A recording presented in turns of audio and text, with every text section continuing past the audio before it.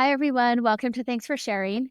I am your host, Jackie Pack, and I have talked about in several episodes. I know I've had several people email me or ask me because I mentioned that I wanted to do a podcast episode talking about what is being termed this crisis for young men ages 18 to about 29, 30. And I've been doing some research. I've been listening to a lot of different experts talk about this. And the conclusion I came to is me as a white woman, I don't feel comfortable just doing that myself. So I reached out to some people that I know. And today I've got on with me a friend, Dion Harris. I think we met, was it in 2022? Yeah, I believe it 2 years was ago, about this time. Yeah. And so Dion's currently in the Houston area, Houston, Texas area, was in the DMV area when we met. That's where you were living, moved for work. And so I just wanted to reach out to him, get his thoughts on it. When we met, I really enjoyed talking with you, Dion. Um, in many ways, I feel like we have some similar thoughts, even though we have different life narratives, life experiences. And so when I was thinking, like, who do I want to talk to about this? You're one of the first ones that came up, and I was so happy. I texted you. You responded right away and was like, sure. So thank you so much for being here today. I really appreciate it. No, I really appreciate you inviting me. It's a pleasure, and I feel very humble just being invited onto your platform. I think it's amazing that you got it going. Thank you. Thanks. So Deanna and I were talking before I hit record, just kind of about, some of the thoughts out there, wondering, is this just the same phenomena that's always happened where the older generations are worried and concerned about the rising generation, and then the rising generation turns out to be fine? I mean, there's maybe some differences for each generation that they experience, which maybe freaks out the other people, the older generations. But, is this more than what we've seen in the past? Is it just different than what we've seen in the past? So, yeah, let's just kind of start there talking about, you were talking about you're the generation just above them. So you're the millennial generation.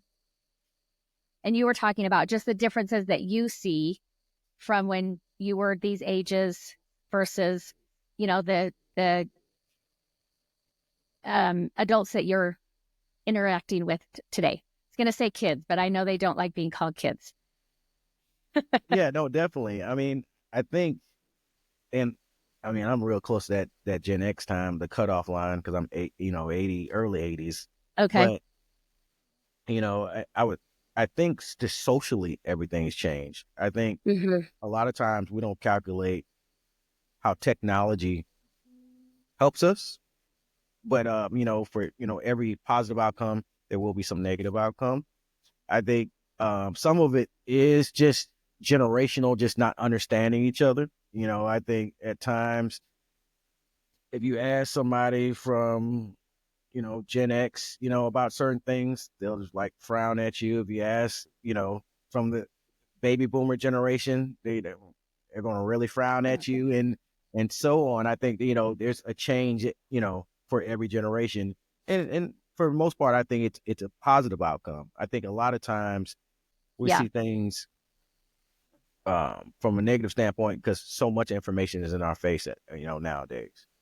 But I think the biggest change is been socially, and that development has changed so much. Mm-hmm. When I was growing up as a kid in the 80s, and going into you know teenage, in the early 90s, it was just different. All my friends that I was close with when I was younger, you know we were best friends. One day we fought in the yard, the next day, and we would have to deal with that, and deal with what that meant for our relationship. Sometimes I won, sometimes I lost. And what does that mean? How does that make you feel? And naturally, we dealt with that. Naturally, we had to, deal with how we felt with somebody teasing us, things of Mm. that nature.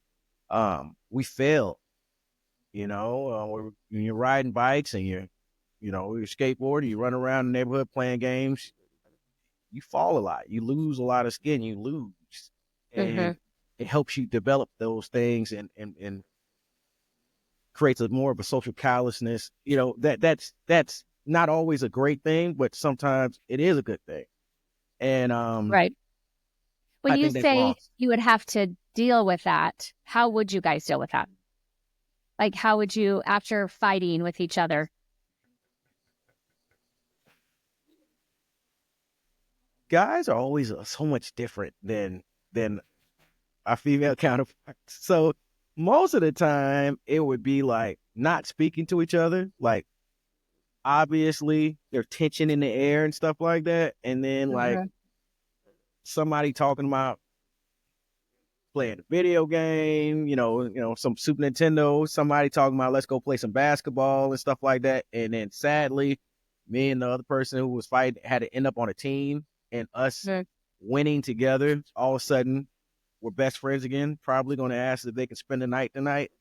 Things, Okay. it would just naturally work out, but because we're all in the group and I'm not leaving the group if he ain't leaving the group. So if it's 4 or 5 of us, we're going to be dealing with each other. Mm-hmm. And so it was just more natural. I think the more you're not in front of a screen like we are, while I'm saying that, Right. the more, you're not checking for likes. And nothing wrong with checking for like. I check for likes. Instant Mm-hmm. gratification is wonderful. Right. But too much of anything could be possibly a bad thing. And I think this generation, especially that 18 to 30 crowd, has to figure out how that works for them and figure out the best way to going forward to have a successful life or what they call success, while at the same time understanding what it's like to have a high powered computer in your pockets. Mm-hmm. Yeah. I mean, you and I would have grown up without that. And so we have life experience, especially our young years where that just wasn't even a thing. Like we couldn't have even imagined that. And then this generation is growing up. I mean, my kids would be at they're in this age group. My oldest is at the upper end of that. She's 28. Um, so they didn't have smartphones when they first started, but pretty quickly, like by the time they were, teens, they had smartphones. And the younger kids just grew up with smart technology available to them all the time. 100% exactly. And so I think, a lot of people want to point at different directions, like, the changing of just overall the world or American culture and stuff like that. And where is this generation's place within that American culture? Like, you hear things like, um, I was talking to a gentleman recently, and he was 30 years old, and it was like, uh, blue collar jobs are drying up. We're losing it to automation, Mm-hmm. Yeah. and white collar jobs are too expensive because college has just inflated how much it Yeah. costs to get that. People don't want to get those loans and get the credit. But when I was growing up, and maybe it's cultural too, but when I was growing up, I never even got spoken to about credit. Mm. What I Yeah. knew was, for me, what worked for me was get a college degree, try to get to a certain amount of cash that'll allow Mm-hmm. you to buy a house and so on and so on. And so Mm-hmm. I don't remember ever speaking to anybody in my generation until we were well into our adulthood about credit. Yeah. This Yes. generation is very aware of their credit and much better than we are of their Mm-hmm. credit, what that means, what it means to take on debt. So, while there are some negatives, they're much more aware. Mm-hmm. And I think that changes how they move because I think it can make you almost stagnant because if you do one thing, you could be losing a job in the next decade. If you Mm-hmm. do another thing, you could be trying to pay for that thing for the next 30 years. Yeah. I think it's hard to figure out like where I want to move from that standpoint. Mm-hmm. Well, I think, so I'm Gen X, and I know with the baby boomers, I mean, at least in America, our economy was very different. They could afford college. They could live their life and not go into debt. I feel like for my generation, not everybody, but a lot of the people that I knew and grew up with, if you were going to have upward mobility, debt was going to be part of that. Like it just was. There wasn't, parents were not paying for college. So going into debt was going to be part of upward mobility. We were hearing from the older generation, like, oh, you should go into debt. But also this, like, well, we can't afford it otherwise. And I think it's just bloomed even more because I went into debt for college. I mean, some of it I could pay for it as I went, but at some point you have to, school is more demanding. You just have to take out student loans. But I could pay those off, and the interest rates were historically low, and they kept those low. And so it was going into debt with the idea that you could pay that off. And so I think it was easier to, get into some of that commitment. And I feel like as things have gotten more and more expensive, younger generations are just less likely to risk the debt. Definitely, 100%. But so it's interesting because so when you were growing up, you were thinking about debt and credit. I wasn't thinking about it. Well, I was thinking about it because, my mom had health conditions. Mhm. My dad often lost his job.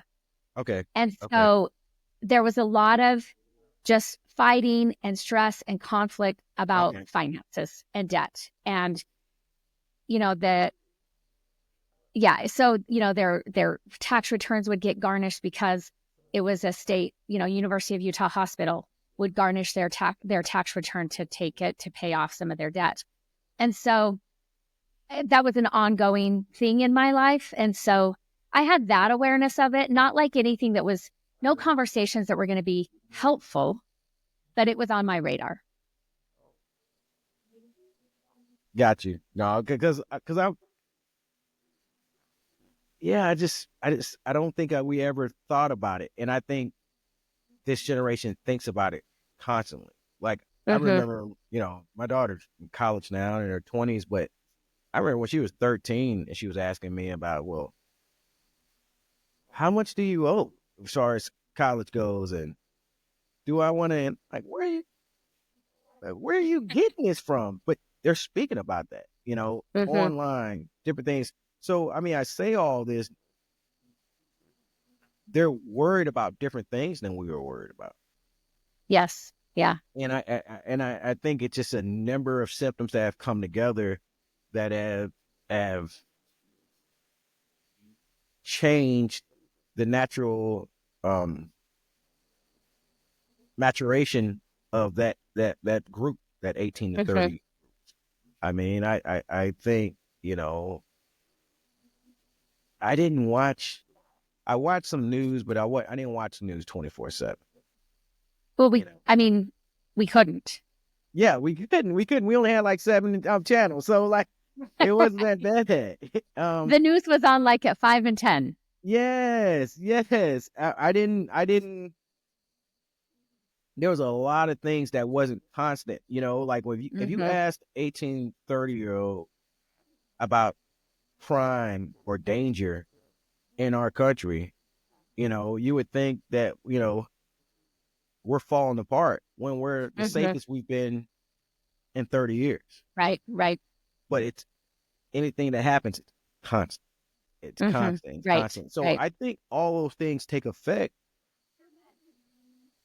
on the mental brain. Like as a Uh-huh. parent,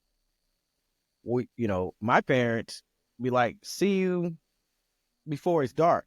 I would be Right. gone. Yep. I wasn't allowed to stay in the house.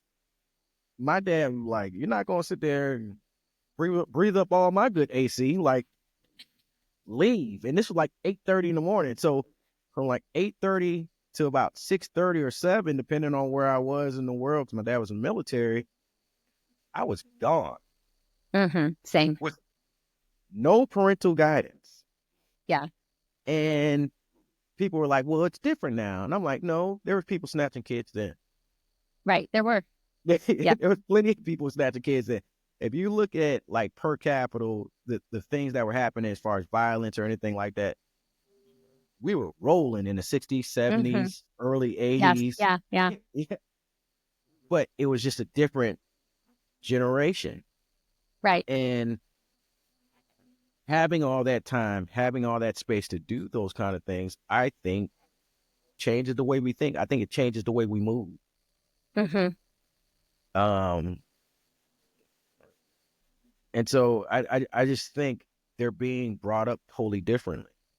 Yeah. And how do you Well, expect did them you to? feel like when Right. you would go out for the day, because I would do that too, Right. like, did you feel safe? Yeah.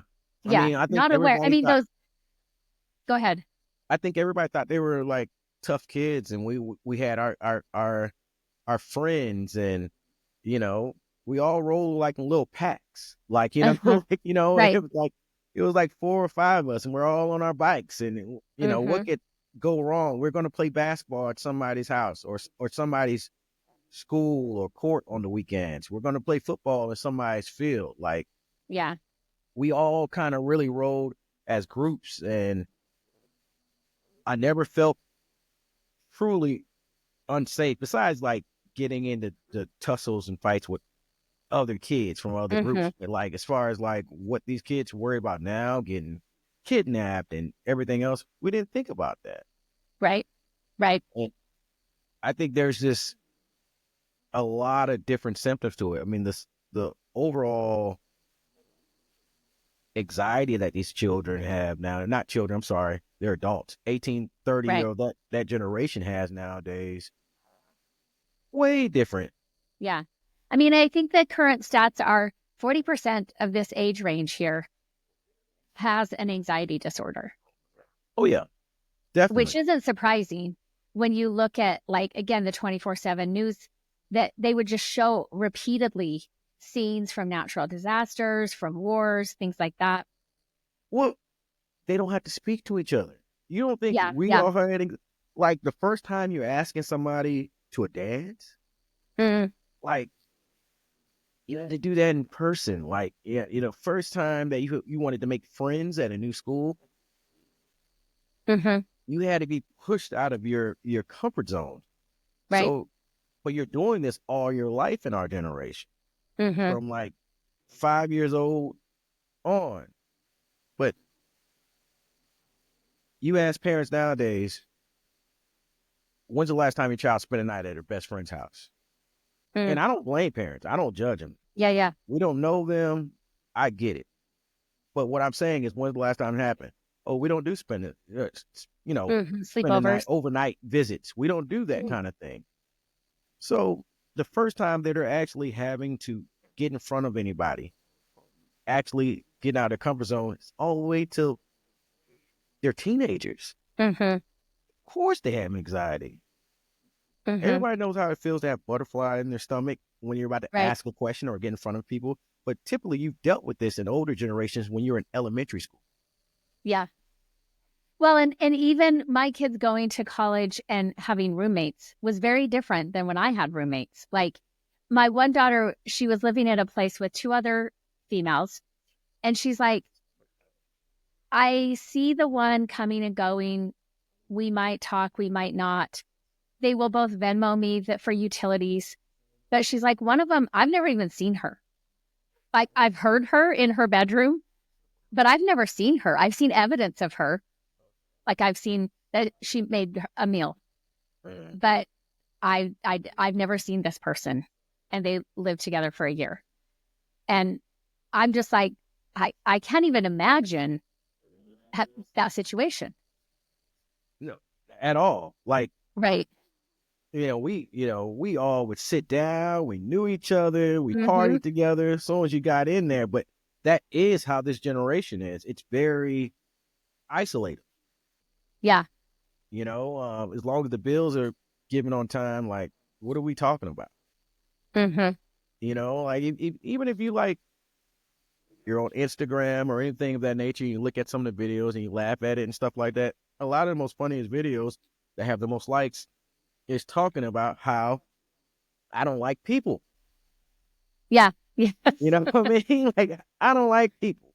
You know, Right. why does this person think they can speak to me first thing in the morning? This, Hmm. this. And we all laugh about it because, it's funny and we all have those same feelings at times, stuff like that. But imagine being a generation that consistently feels that way because they don't feel good around people. Hmm. Right. Yeah. Which I love people. That may sound corny, but I'm a people person. Like when people say I'm a dog person, I love dogs too. Hmm. But when people say I'm a dog person or something like that, or they're like I'm a cat person, I'm like I'm a people person. Yeah. And that's becoming more rare in today's society, especially in the young society. Hmm. So I know you have sons. Mhm. Do you guys have these conversations? Actually, actually, not as much. And I will tell you reason why. I was um I'm a divorcee, and I was blessed with an amazing ex who Mm. wanted to raise our kids. I was weekend, holidays, phone calls, things of that nature, very much involved. My son would tell you his favorite thing to say, too much involved. But they were raised in a small town, and he was very much raised up like I was raised up. Mm. Like he was out, riding his bike with his friends. He was doing things that a lot of the generation doesn't do today. And Hmm. so, because of those things, he was able to become very well rounded with different groups of that nature. We speak more about, we speak more about, history, um, good problems, the bad problems, like trying to figure out if you want to go this way with your career, that way with your career. And I'm like, these Hmm. are good problems. Like, these aren't bad Yeah. Yeah. problems. Yeah. We speak more about relationship things, you know, girlfriend issues. You know, I get to be that dad and be like, Hmm. well, in my day, you know, um, we have more conversations about that more than anything because he's very independent. As soon as he turned, as soon as I knew his grades were well enough to go off to college and stuff like that. If it had been up to him, he would have went to college in Japan. Like Mm. Yeah. Yeah. he Yeah. would have just left. He wanted to go out through the world Hmm. and do everything and have a ball. And I feel very fortunate of having a son like that because I have friends who have sons that aren't like that Hmm. and who they're like, all they are is in the basement or they're in their room all day. And I worry about this or I worry about that, or are they ever going to meet somebody or, Yeah.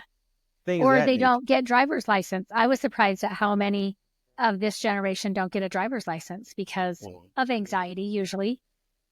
So, Yeah, 100%. I mean, there is a slice of this generation that's not maybe adjusting well or handling it well. Is that higher than it's always been with a slice of generation that was struggling, that didn't make the transition into life very well? I don't know that it's higher. We hear about it more, but like we were saying, there's 24/7 news. They need to fill that time. So I think we're more likely to hear about it. And definitely, like when I was listening to different experts, there's different messaging out there. Some are pretty doom and gloom, and others are like, well, now wait a minute. Like, and he would talk about, um, there is this phase of age that hasn't existed before that he's saying it is the emerging adults, and they are taking longer to move into what he calls established adulthood. That he's saying it's not that they don't move into it. It's just that they're not moving into it when previous generations did. So they're more likely, for men to get married at 29, women at 27. They're having kids later. they'll make the commitment, but they want to be much more settled in their life. And they also use their 20s as a time of freedom. They're more likely to move around every year, move to different states, move to different countries, and like have experiences that they know they probably are not going to have as many of those experiences once they're older. And in that way, I think they're smarter than us. Yeah, yeah. I feel like, I'm not saying, as we've talked, I'm not saying that there aren't some real glaring issues with the generation. I Mm-hmm. think there's real glaring issues with the millennials. I think there's real glaring issues with Generation X, and Mm-hmm. there's some glaring issues with the baby boomers, Yes, there are. and of course the silent generation before them. But I Mm-hmm. think they all have problems. I think history is very, it's a cycle of history. And I think if you go Mm-hmm. back and you look at old writings and People magazine and different things, different articles, they talked about, what's wrong with this emerging adults. Mm-hmm. They're so different. They're so this. They Right. don't want to do this. They're not doing this. And I think we're doing the exact same way. I mean, I think there's certain things that are tacked onto it that makes it more damning when you look at it. Like when you look at the explosion of school shootings and Mm-hmm. things of that nature, like, I think you can't ignore some of those negative aspects of being isolated in nature and, online chat boards and how Mm-hmm. much that has changed. Or when you look at what type of crimes are going on or things of that nature, I think that changes how you look at the problem, Yeah, as far as yeah, for things sure. go. Or, typically, I remember reading a book and I'll whiff on the name of it. I can't even remember the author, but it was like, if you want to know how we're doing in society, look at what drug that we're addicted to at the time, whether it was, Mm-hmm. turn of the century opium and well, now opium again, but Mm-hmm. in a Yeah, different yeah. form. 80s were you know, definitely cocaine. Yes, yes.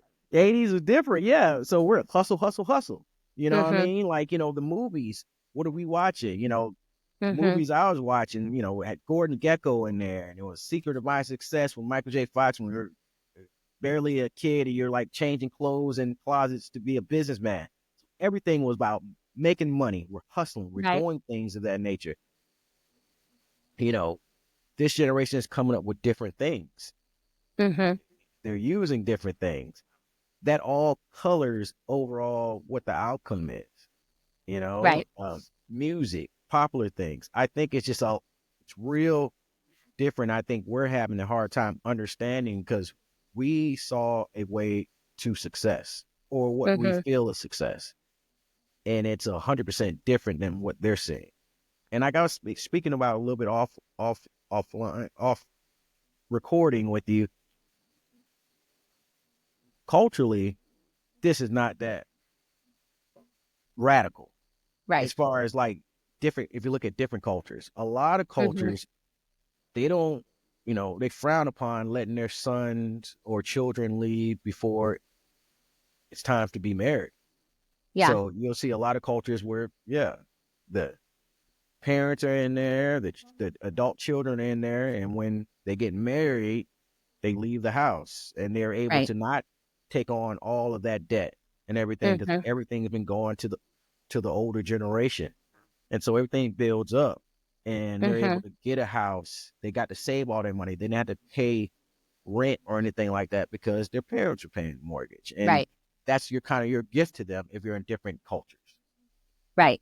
And I think one of the differences between the American culture and other countries, other cultures, is the older adults are not worried about that. Like that is normalized.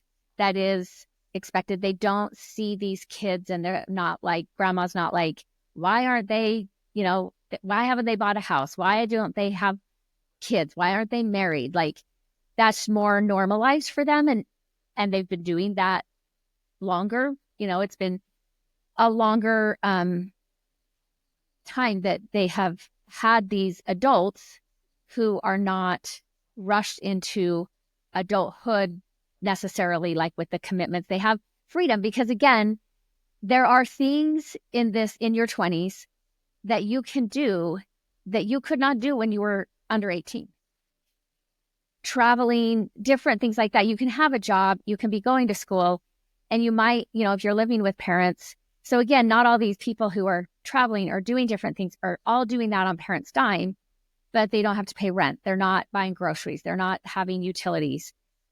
And so they're able to go do more with this time of life and then settle down, which might actually make them, better partners when they do partner off, might make them better parents. Definitely. I mean,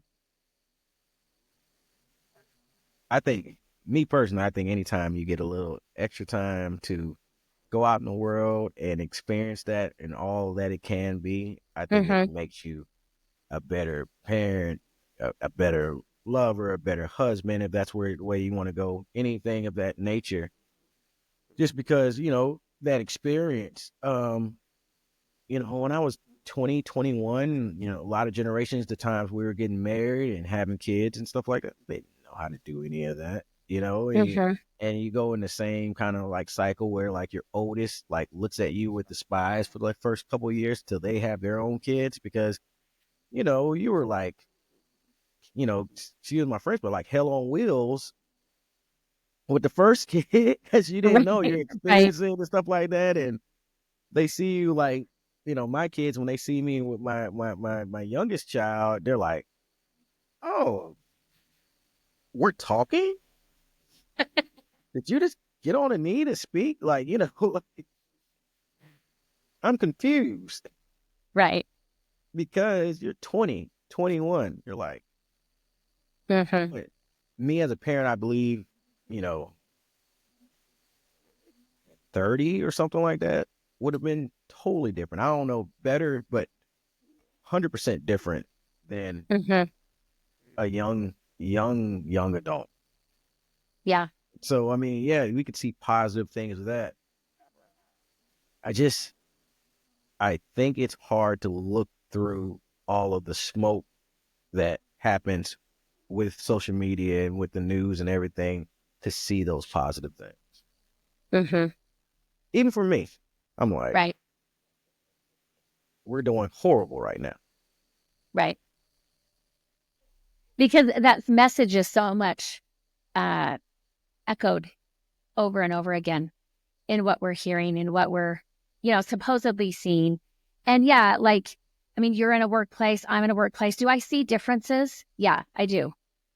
But sometimes I'm leery of being like, oh, it's this generation. Like, and just kind of like rolling our eyes about it being this generation. Cause like I've worked with people who were my generation who were more difficult to work with in different ways, in more serious ways, in my opinion, than this younger generation. And so like, I just don't know that some of that is accurate. And, in some ways I have seen like Gen Z take on social issues, take on political issues. And I'm like, you go. Like, that's awesome. Like, yeah, maybe you can get done what others of us could not. And I think that's awesome. 100%. I think, well, first of all, it's not a surprise. Every revolution, every civil right, throughout the countries, throughout the history of humankind have been led by the youth. Yeah. When we get to a certain age, when we get to late 30s to mid 40s and so on, we have too much established to be out there, yelling and being on camera and stuff like that. And a lot of that bite has been lost by that time, if we're all being honest, Right. But, the kids get it. Right. And they've become so much more, inclined about politics and, how they feel, even in workplace where you started out, I'm like, they speak up for themselves a lot more.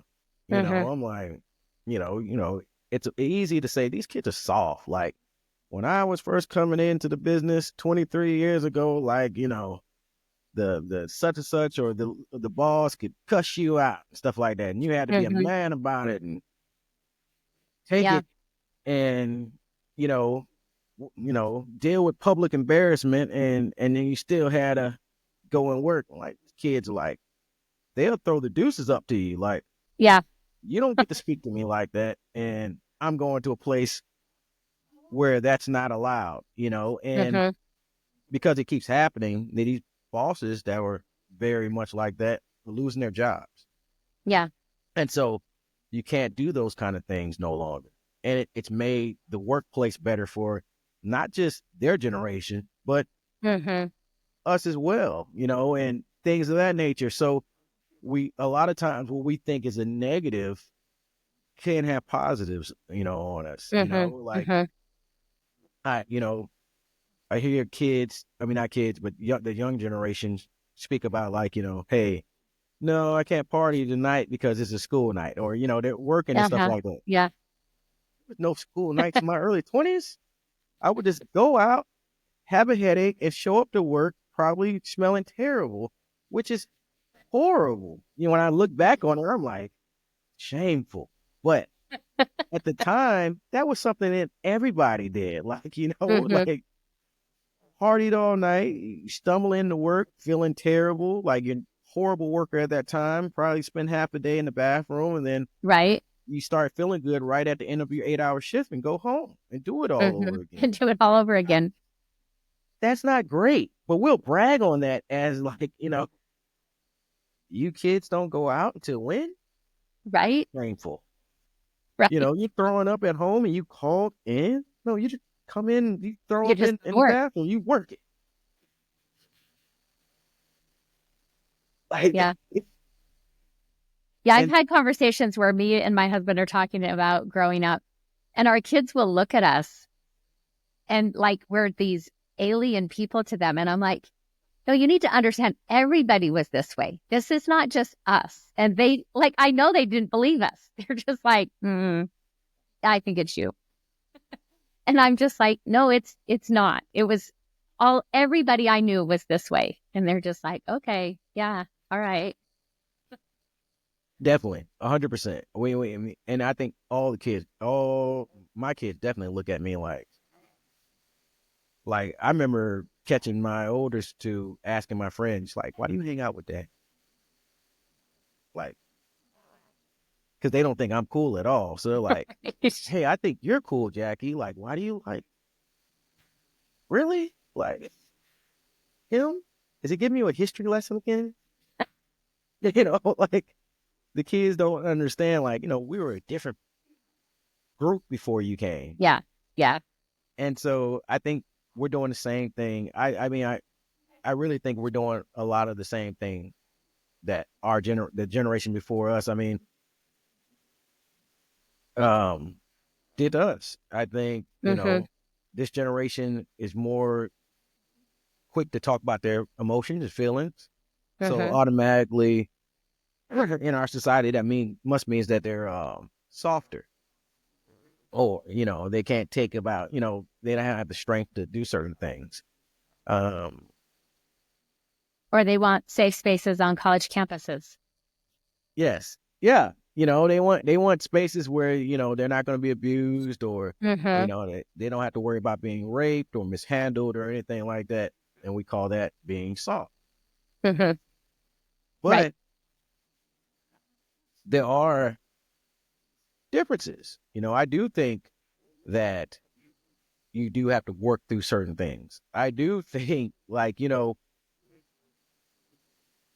being a black man in the 80s and stuff like that, and to the 90s and to now, like, I remember when I first got in healthcare and I was dealing with patients. I mean, I thought my middle name was the N word, Mm. and I Wow. had to I had to deal with that. I couldn't hurt them or attack Mm-hmm. them. I had to actually deal with that kind of thing and know how to be strong and professional in light of that. Knowing I fully understood what that meant, how serious that was, and how do I deal with that. Mm-hmm. And what does that mean by me not retaliate? Am I Right. being black enough? Am I being true to myself in the lineage that came before me? Right. So a lot of that, I had to just like take it on the shoulder. These kids now, they're getting therapy. They're talking Mm-hmm. about these things, stuff that was frowned upon Right. as far as we go. Yeah. So I think there's positive and negative. Like I think certain things are a part of life that you are going to have to toughen up. I've coached younger kids, like in regular YMCA games and stuff like that, and I think there is a quickness to cry more, and there's nothing wrong with crying. There's nothing wrong Right. with crying because I know what you like. I know how you feel about crying, but you're gonna have to work your way through certain things. I think a lot of time we as parents we're trying to remove any kind of hurdle from our child, and I think we failed this 18 to 30 age group by doing so, as far as that goes. Yeah. Because I see a lot of breakdowns between 18 and 30 when life throws a hurdle in front of them that we didn't break down. We pivoted. Right. Right. Well, and again, for some of them, if they're thinking they've got this plan for life, and so I'm going to delay, I'm not going to go into debt, I'm going to build my credit, I'm going to do all these things, life is still going to be life. And you don't have control over that entirely. And so, I mean, you are better served. We know this, like having some adversity in life makes you a better person. And, if we shouldn't have so much that it like cripples us as people, but we should have some. I don't know exactly what that magic percentage is of how much we should have. I think it's more about like what ages it starts and if it's coming within the family dynamics versus outside the family dynamics and the family's kind of helping them through that. I think that makes a big difference. So we do need to learn how to fail and learn how to get back up from that. And what meaning are we going to make out of that? And that is just a part of life Yeah, that we can't control for. we can't, and I think we attempt to Mm-hmm. control that for them. And a You know, lot of parents raise their kids with that disillusion that they could, right? Because parents were, that's the term helicopter parenting, where, they're more likely if the kid doesn't study and fails a test, the parent is much more likely to go get mad at the teacher. The kid may be like, yeah, I don't know. I thought I did really well, blah, blah. It's the teacher, right? But then the parent's going to go to the teacher, not like, well, I haven't seen you studying. there's no accountability's been lost, and I try to stay in the positive, but it really has. Like when I when I talk to friends or um, even family members that are in my age group and stuff like that, and some of them had children later and things of that nature, and they're like, I just don't like this school who's an A+ school and this, and I just don't think the teacher pays attention and stuff like that. And I'm like, I never expected the teachers to Right. truly 100% all the way train my kids in education. Mm-hmm. I came up. Nor did I expect my kids to always have great teachers. No, no, no, no. You had to work your way through that. Like that was an expectation, and I always knew how my kids were doing in school before they ever Mm-hmm. told me, because I ask you what your tests are. I Mm-hmm. ask you, hey, what you're working on. I ask you, like, let's sit down and go through certain things. Mm-hmm. I think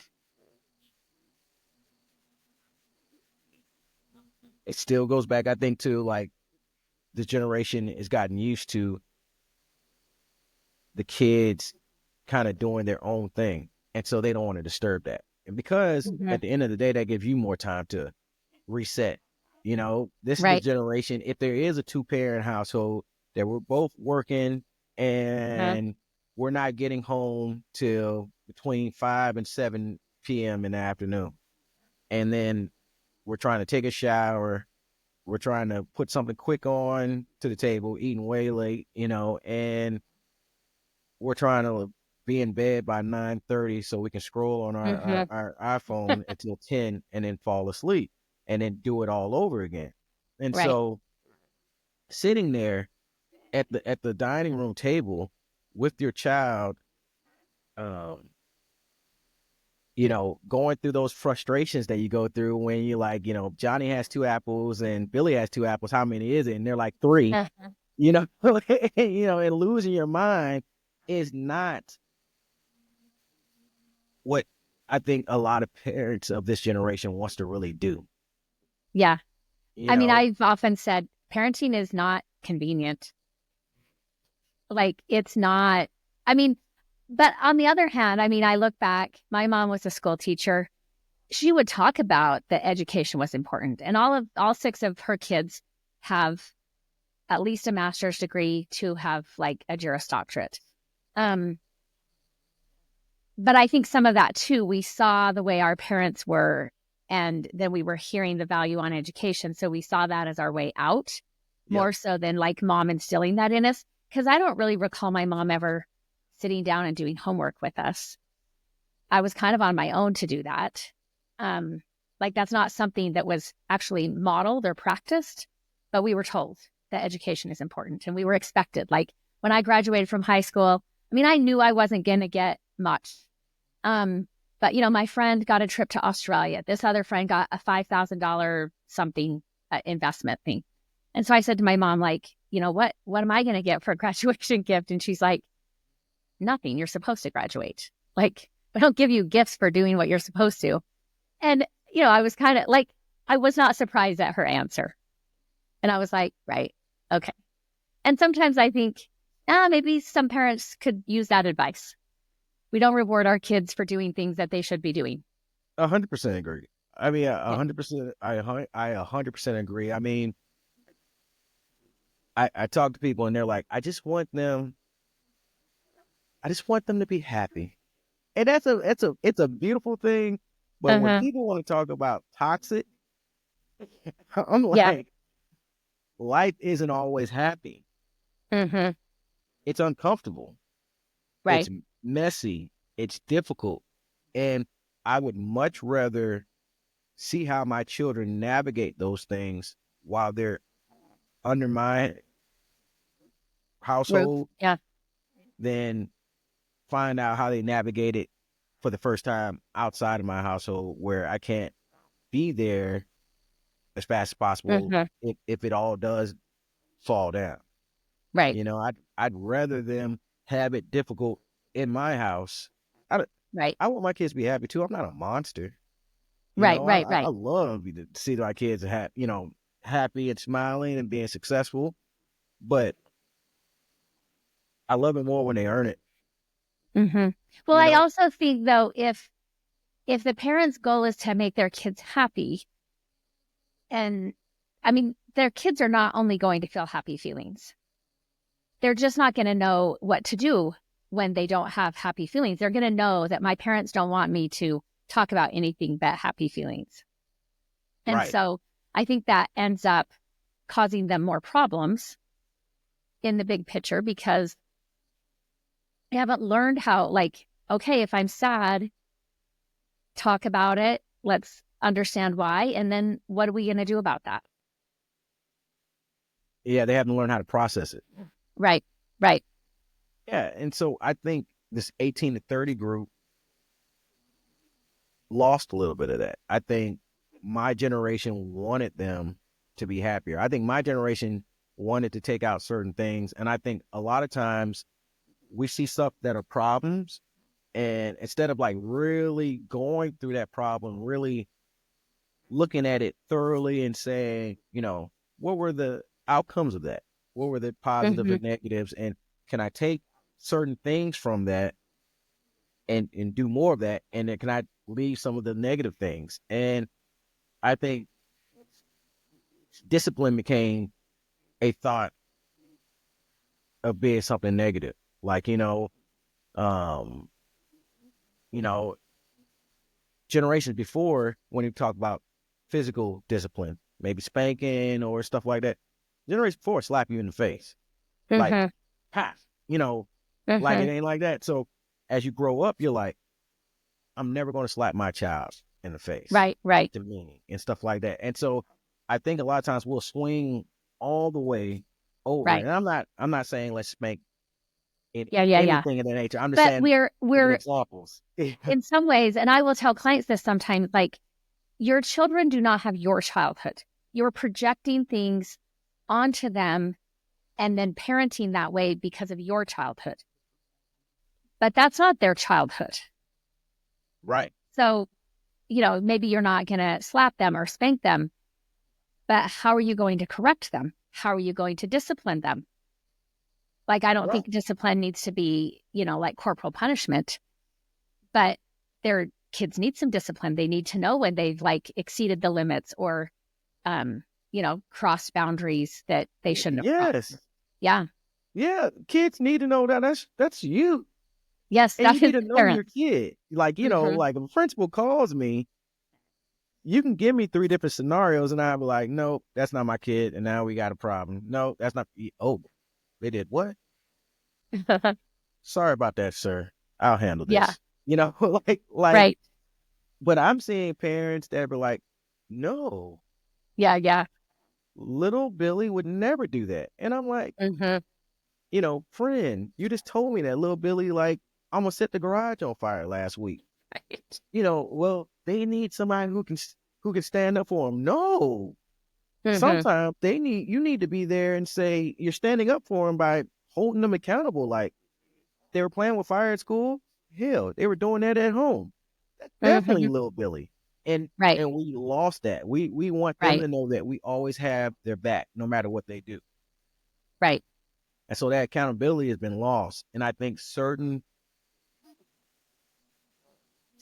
in the 18 to 30 range, I think there has been some loss of accountability about Mm-hmm. what does this mean if you do this? Mm-hmm. You know, what does it mean if, you know, you don't go to college right away or you don't go in the military or you don't go in the workforce right away, like, Mm-hmm. because I got you, Yeah. and I think that could be a problem to a certain extent. Like, what does it mean Right. if I get a brand new cell phone, the brand new Apple, and that $220 payment? And what does it mean if I only come up with $90? My mom was going to take care of it. Yeah. Like I have 90 and she'll put the rest on there. I know Mm-hmm. because she's not going to let me go without a phone because God forbid if we don't have a phone, Right. even though me and you grew up in a time where Right. we didn't have Yeah. phones. Right. If I wasn't home, you just wasn't going to get in touch with me. Right. And you had no idea how long parents were gone. Parents didn't know parents had no idea where kids were. No, no. I used to ride my bike all the way downtown to like Yeah, cities and stuff I like did that. too. I remember we'd been in my mom's house with the kids, and then we were driving past a store that my husband and I we lived by each other, didn't really know each other, but lived close. And so we used to ride our bikes up there all the time, get penny candy, some ice cream. And so we were just talking about that. And my kids were like, "Did you live where grandma lives now?" And I'm like, "Yeah." And they're like, "You would never let us ride our bike this far." And I was like, "Yeah, I wouldn't. You're right. I totally wouldn't." And my mom probably shouldn't have let me do that. I don't know what was happening, but like, yeah, you're right. Yeah, it's different. I know I wouldn't Yeah. do certain things. I'm like, I did what? I'm like, that Right. sounds terrible. Like, Yeah. but, and I think some of that adventure has been lost. Some of Mm-hmm. that things that help paint who we are as we get older has been lost. And I'm not attempting to champion, like, you know, let your kids get lost out there sometimes. Mm-hmm. I'm not saying that at all, Right. but it's just a fact of reality. Things have changed. Uh-huh. And so this new group's going to look very different from our group. Right. This new group is talking to me about who the president's going to be and, Mm-hmm. how do I feel about this? And they're even younger now, even younger than the 18 and 30. And I have to believe that a lot of people that are 18 and 30 went through the same thing in the last 10 years for when they were 20 Mm-hmm. and 8 and 10 and stuff like that. There's Yeah, yeah. kids asking me stuff, how do you feel about this candidate? How do you feel about Right. that candidate? And I think we have to be careful how we even deal with those things. I try Yeah. my best with my own kids not to influence them based on what I believe, Uh-huh. because I wanted them to be able to research and come to their own conclusions on their own. I don't know. We always do that with this generation. So there's Right. very much we're this team, that team. That changes how Yeah. people feel. So I Yeah. just think this generation is dealing with a big change. I think technology has been a huge change. You see it in, like I said earlier, in the workforce. Uh, I'm a fan of technology, but I Mm-hmm. also think there's always a gap. Sometimes it's a short gap, sometimes it's a long gap, lasting decades, 20, 25 years, of how do we interact with this new stuff and how Mm-hmm. we interact with the changing of the world. You Right. know, a lot of, if you read books and Steinbeck and other people, a lot of their books deal with the changing Mm-hmm. of the world, how we, we went from trains to cars and, Yeah. factories to other things and the changing of farm, they talk about that and how that generation felt lost and how Mm-hmm. that generation felt different. And so I think we're seeing a changing of the world. And I think for us, because it's so foreign to us, that all we can see is the bad things. Mm-hmm. Well, I mean, that's also what makes news, or that's what gets clicks, right? And so there is also that, that is what is being pushed on us. And then look at the narratives that we're, trying, that we're starting to believe, or that we're picking up, and just thinking that that's a truth just because it's been repeated so many times, not necessarily because it has substance behind it. Oh, 100%. Like, I'll hear kids tell me something and I'm like, where'd you get that from? Uh-huh. Like, did you even think to like research it? And when Right.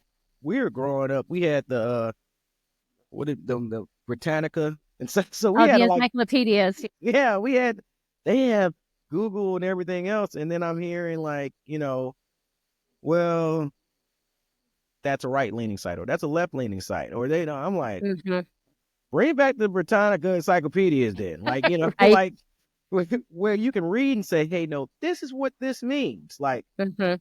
I don't think a lot of us know how things work any Mm-hmm. longer. And because of that, a lot of misinformation is taken, and a lot of the younger generations go off and run with it. And I think that affects their overall life as well. I think that can stagnate you.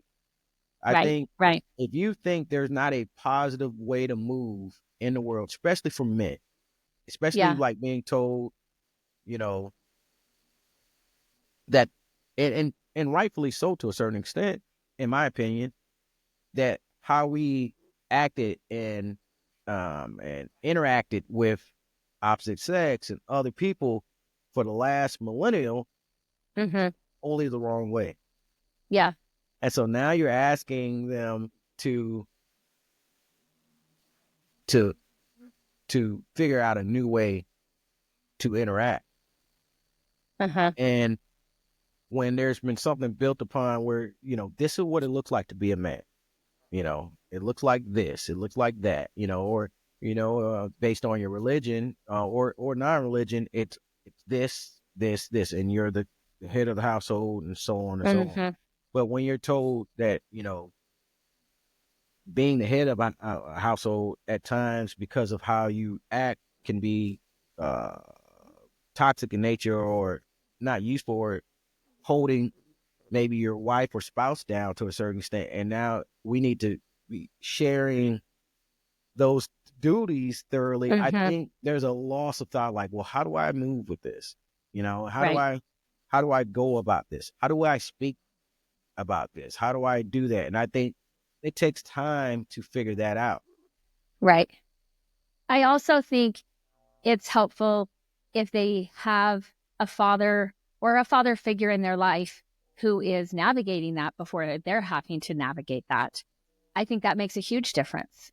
One of the things you'll hear or read when you are looking into this is a lot of experts will talk about the women's movement as part of what led to this problem for men. And they are very clear to say women, like, we are happy that women made the progress that they made. And there's still progress for them to make. You know, when you look at our Congress, when you look at, we still have not had a female president. Or pay When you look disparity. at, yes, like they will say there is still more room for women to make progress, but they have made a lot of progress. They're, just as likely to be college educated, which just, even my parents' generation was not, it was not that, right? My grandparents' generation, women likely could not go to college. And so, there's some great advances that women have made, but it's also, if, like for my mom's generation, if they couldn't rent an apartment, if they couldn't have a bank account, they couldn't have a credit card, getting married opened up possibilities for them if they married the right person, right? But they were getting married young, so were they marrying the right person? Whereas now with that progress made for women, women are looking at relationships, they're looking at marriage with higher expectations, which, sometimes it sounds like people are saying that makes it hard for men. But I'm like, should it? Like, I mean, I don't know that we have to have men progress and then women progress, and it's always at the expense of the other gender. I think that's a hard one. I mean, I agree with you. I think if we were dealing in a perfect,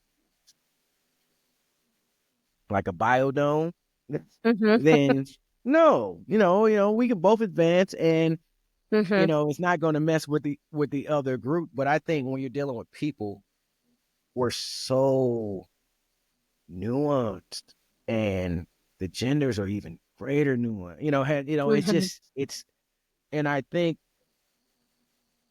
I like I'm more of a girl dad than even a boy dad, because I have three and two of them are girls, and for me, I love it. I'm like, yes, I'm like, you see that person, she's CEO such such. I'm like for it, because I've seen in my own family, and just being around, like, women 100% dependent on their good husband, and it's not cheating, it's not abuse, it's not any of those red flags. It's life things. They die, they have a heart attack, they have a stroke at 38. They didn't think they were going to die that early. They lose they're having they had good money and stuff like that, but because of that death, and because they didn't think they were going to die that early, they didn't have certain things set in place. And you see these beautiful kids and this beautiful woman go from living a good life to like struggling and trying to figure out things all over again, going into their 40s. Right. And so I don't blame women trying to have their own career. I love it. I think you should be able to experience all aspects of that life brings, and that is learning what you like and enjoying and figuring that out. And I think that goes all the way around. I think we also look down on women who want to be homemakers. I think there's something very valuable about that also. I think we got to make a space for all of it. But how men react to that, yes, I think people know that it's the right thing, but I don't think they feel that it's the right thing, if that makes any sense. Like, I think they know, they're like, yeah, nobody's saying that a woman should be president, or nobody's saying that, there should be, a gap in pay disparity. We want that, we believe that's the right thing. Doesn't mean that you feel that it's the right thing. And I think it can be very frustrating that, like, for the first time in history, that we're like, well, in recent history, that we're not championing how great the man is. Look, Mm-hmm. Yeah. like, look at the roads being built, and then show all men in overalls, and Uh-huh. look at the buildings and the skyscrapers being built, and show us eating sandwiches and stuff like that and everything like that.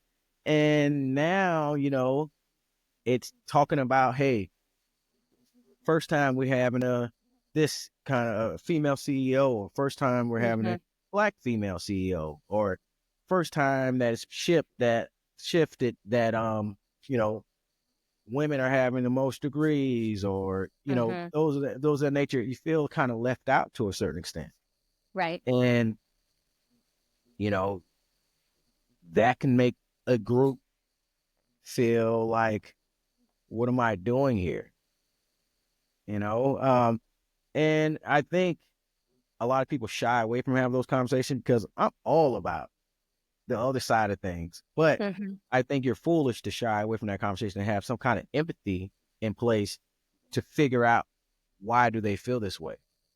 Right. You know what I mean? Like, I have to look at things from their shoes. Uh-huh. It's very easy for me. Being a black Right. man, I know what it feels like to be left off the big screen. You know, Yeah. I know what it feels like to be left out of the story. And they like are telling me stuff, and I'm like, I feel you. Uh, you don't have to Right. explain that to me. I feel you. And it's easy for me to be like, you like how that feel? You like how that tastes? Like, you should spread it around. Like, but I don't do that. I try to listen and try to figure out and see where they're coming from, because Mm-hmm. it's difficult when you feel like you're being skipped over. Mm-hmm.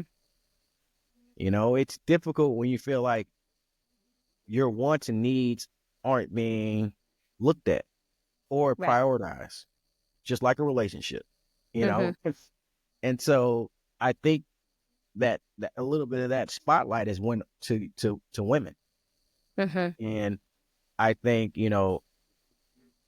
for a lot of young men who have been raised a certain way, they're like, hey, what about us? You're changing so much of the world. You're changing so much of our society. You're changing so much of the United States in order to make it a better place for women or minorities, or, Mm-hmm. LGBTQI, things of that nature.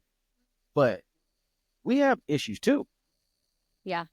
There are things that have changed and things that have started that are hard for men as well. Why are you Mm-hmm. not looking at this? Why every time I turn on my computer or look at the news or I look at a study, if I'm in school, it's about,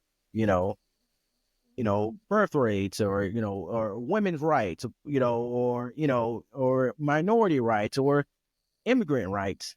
What Mm-hmm. about my rights? And I mean, I can see it's just a natural thing that happens, and that generation right there is really in the middle of it, of what does it look like to be in their life, because they're not going to be able to buy a house at Mm-hmm. 24 Right. like past generations could. They're not going to be able to get a livable wage being a blue collar, at least not until you have went through internships and different things Mm-hmm. that nature for a couple years before you can make some real money if you're blue collar. And you're not going to make $100,000 just coming out of school and be able to pay your loans Right. off Right. in white collar. So how can I be successful in this world? Mm-hmm. And I think it gets very hard. How can I be successful both business wise, socially, romantically? Like before, I would think, I can't speak for a woman, what made me attractive was the fact that I was making a good salary. I could provide a good home. It wasn't much for that. I could bring food to the table. And so whether I had a good ball spot, or, or not the most attractive person just physically, I was very attractive. Mm-hmm. Well, women doing that on their own now. Right. Right.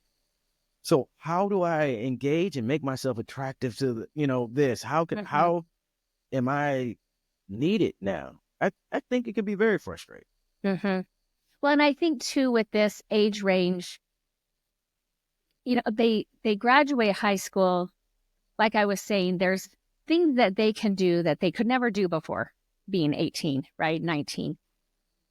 And so in some ways, they are entering this phase with this feeling of infinite possibilities that can smack them in the face pretty quickly. And like, I do think it's taking longer for them to get to that place where they can own a home, where they can be making a livable wage and a good wage.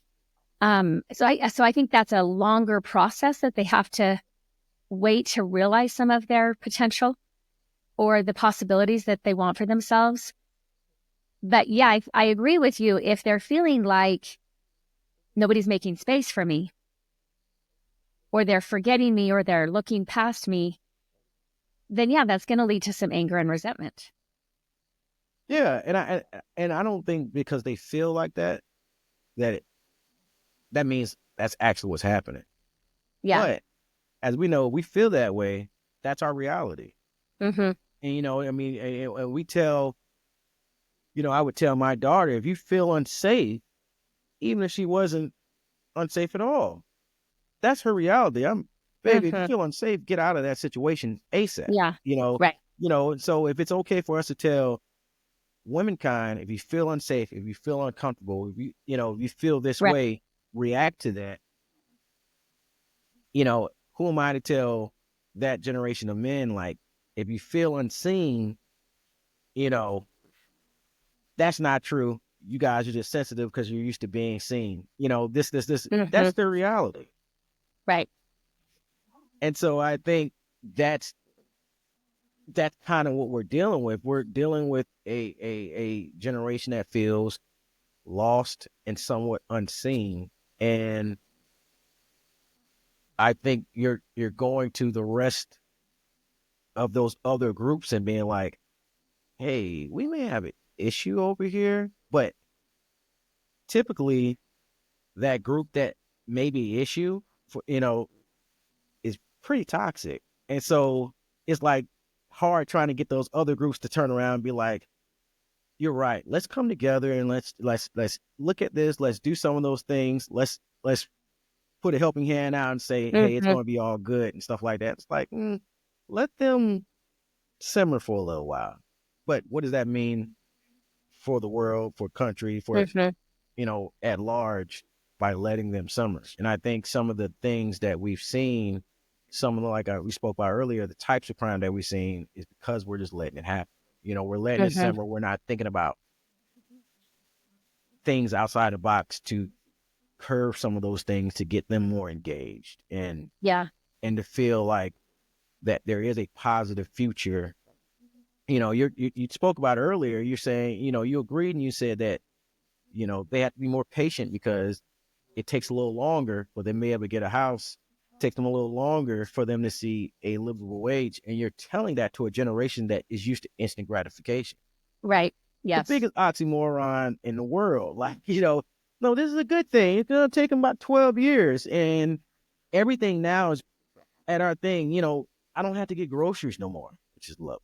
I Mm-hmm. can just order I it still do. I and it cannot comes let to the other house. people pick my food. I'm like, I know grocery stores have to get rid of the older produce. Oh, yes. I don't want that showing up in my order. So I will go to the store myself and I will pick it out myself. I agree. And I feel the same way about my produce. I'm like, but no, but just to give an example, everything's instant gratification. Yeah. You know, you know, um, so telling them that with instant gratification, hey, look, you just got to have patience because there's going to be bigger things for you over the horizon. They're not getting that, Mm-hmm. in my opinion. Right. They're not Well, understanding. they haven't had to No. learn that. So you want them to understand it and learn it as a young adult. Mm-hmm. Right. That's problematic.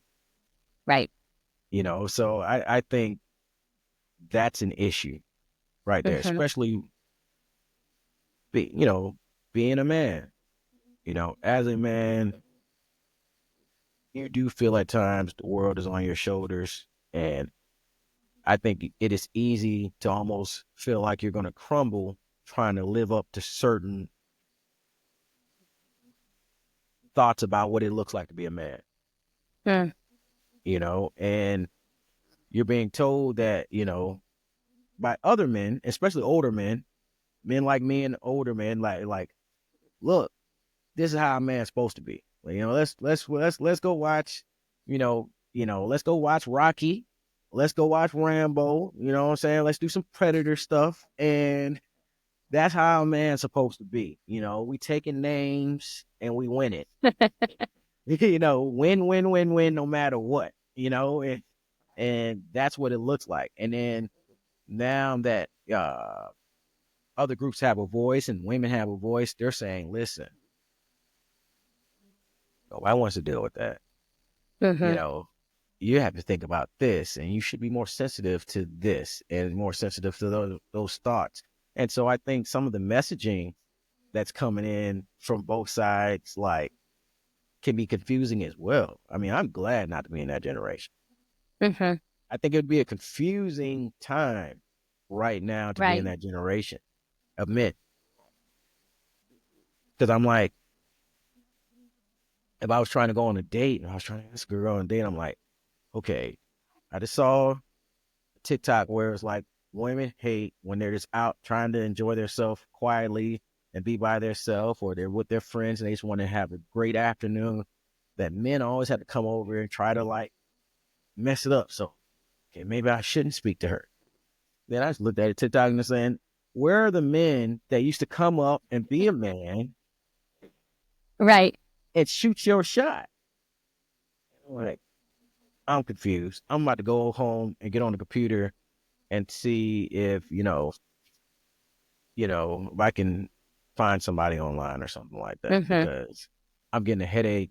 My heart's starting to jump. Right. Anxiety's popping up because I'm going like this. Like, I think that's a Right. hard part of this 18 to 30 group. It's just the Mm-hmm. information and the messaging that comes in are so different and so opposite that you kind of just say, I don't want to make the wrong move, so I'm not going to move.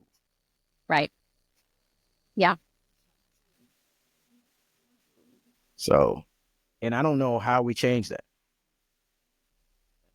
I mean, I think, and you were saying this too, I don't think anybody is helped when one generation is just worried or thinking the younger generation is doing it all wrong and they're going to like ruin the world, right?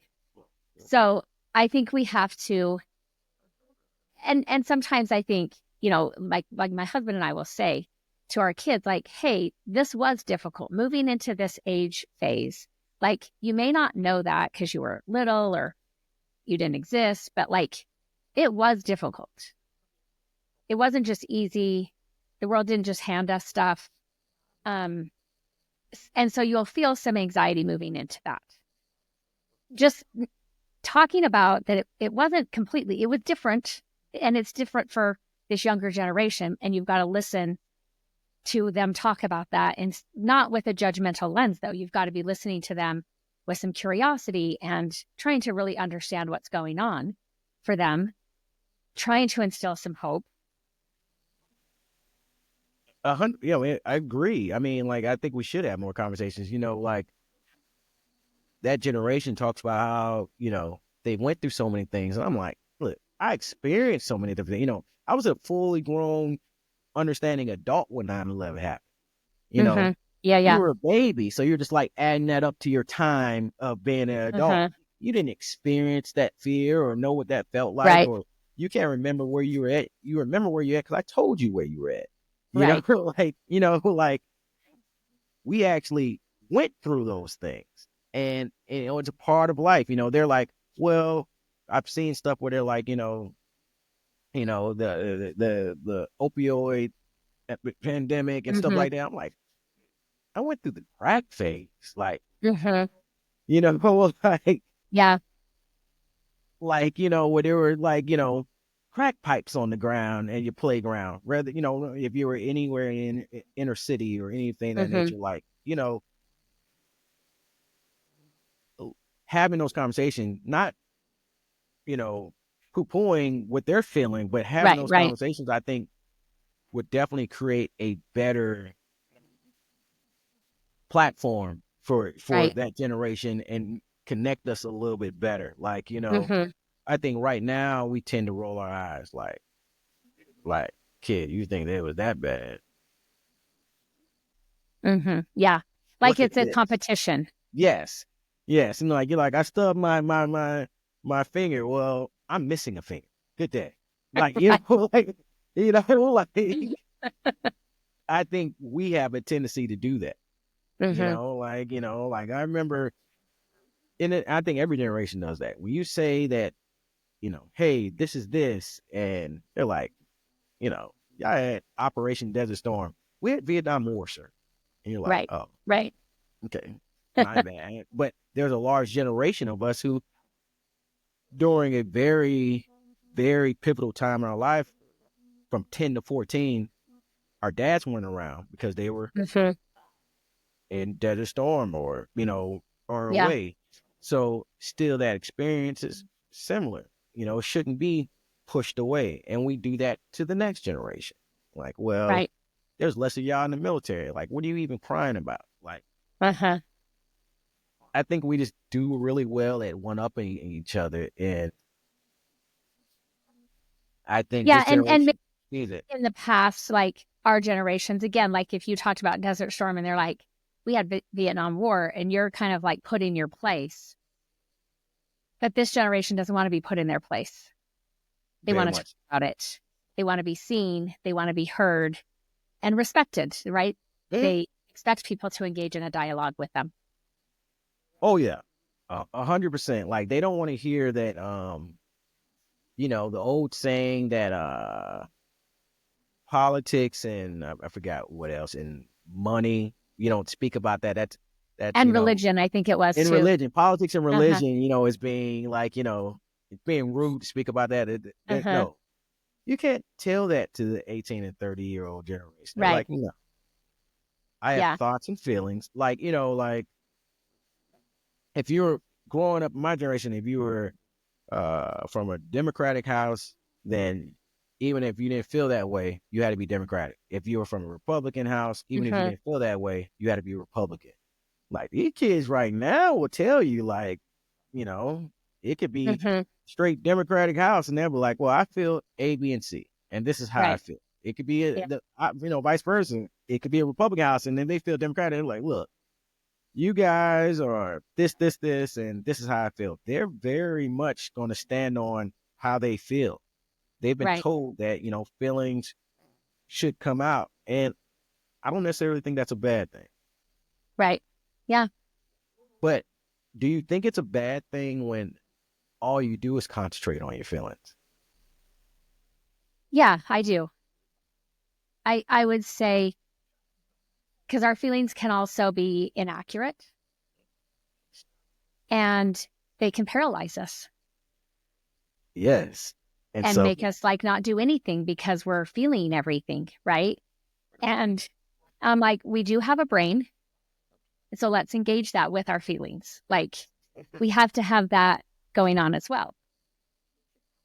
and I think that's what's happening. Like, I think that generation has been told, stop hiding your feelings, stop, not listening to your feelings and your Mm-hmm. emotions.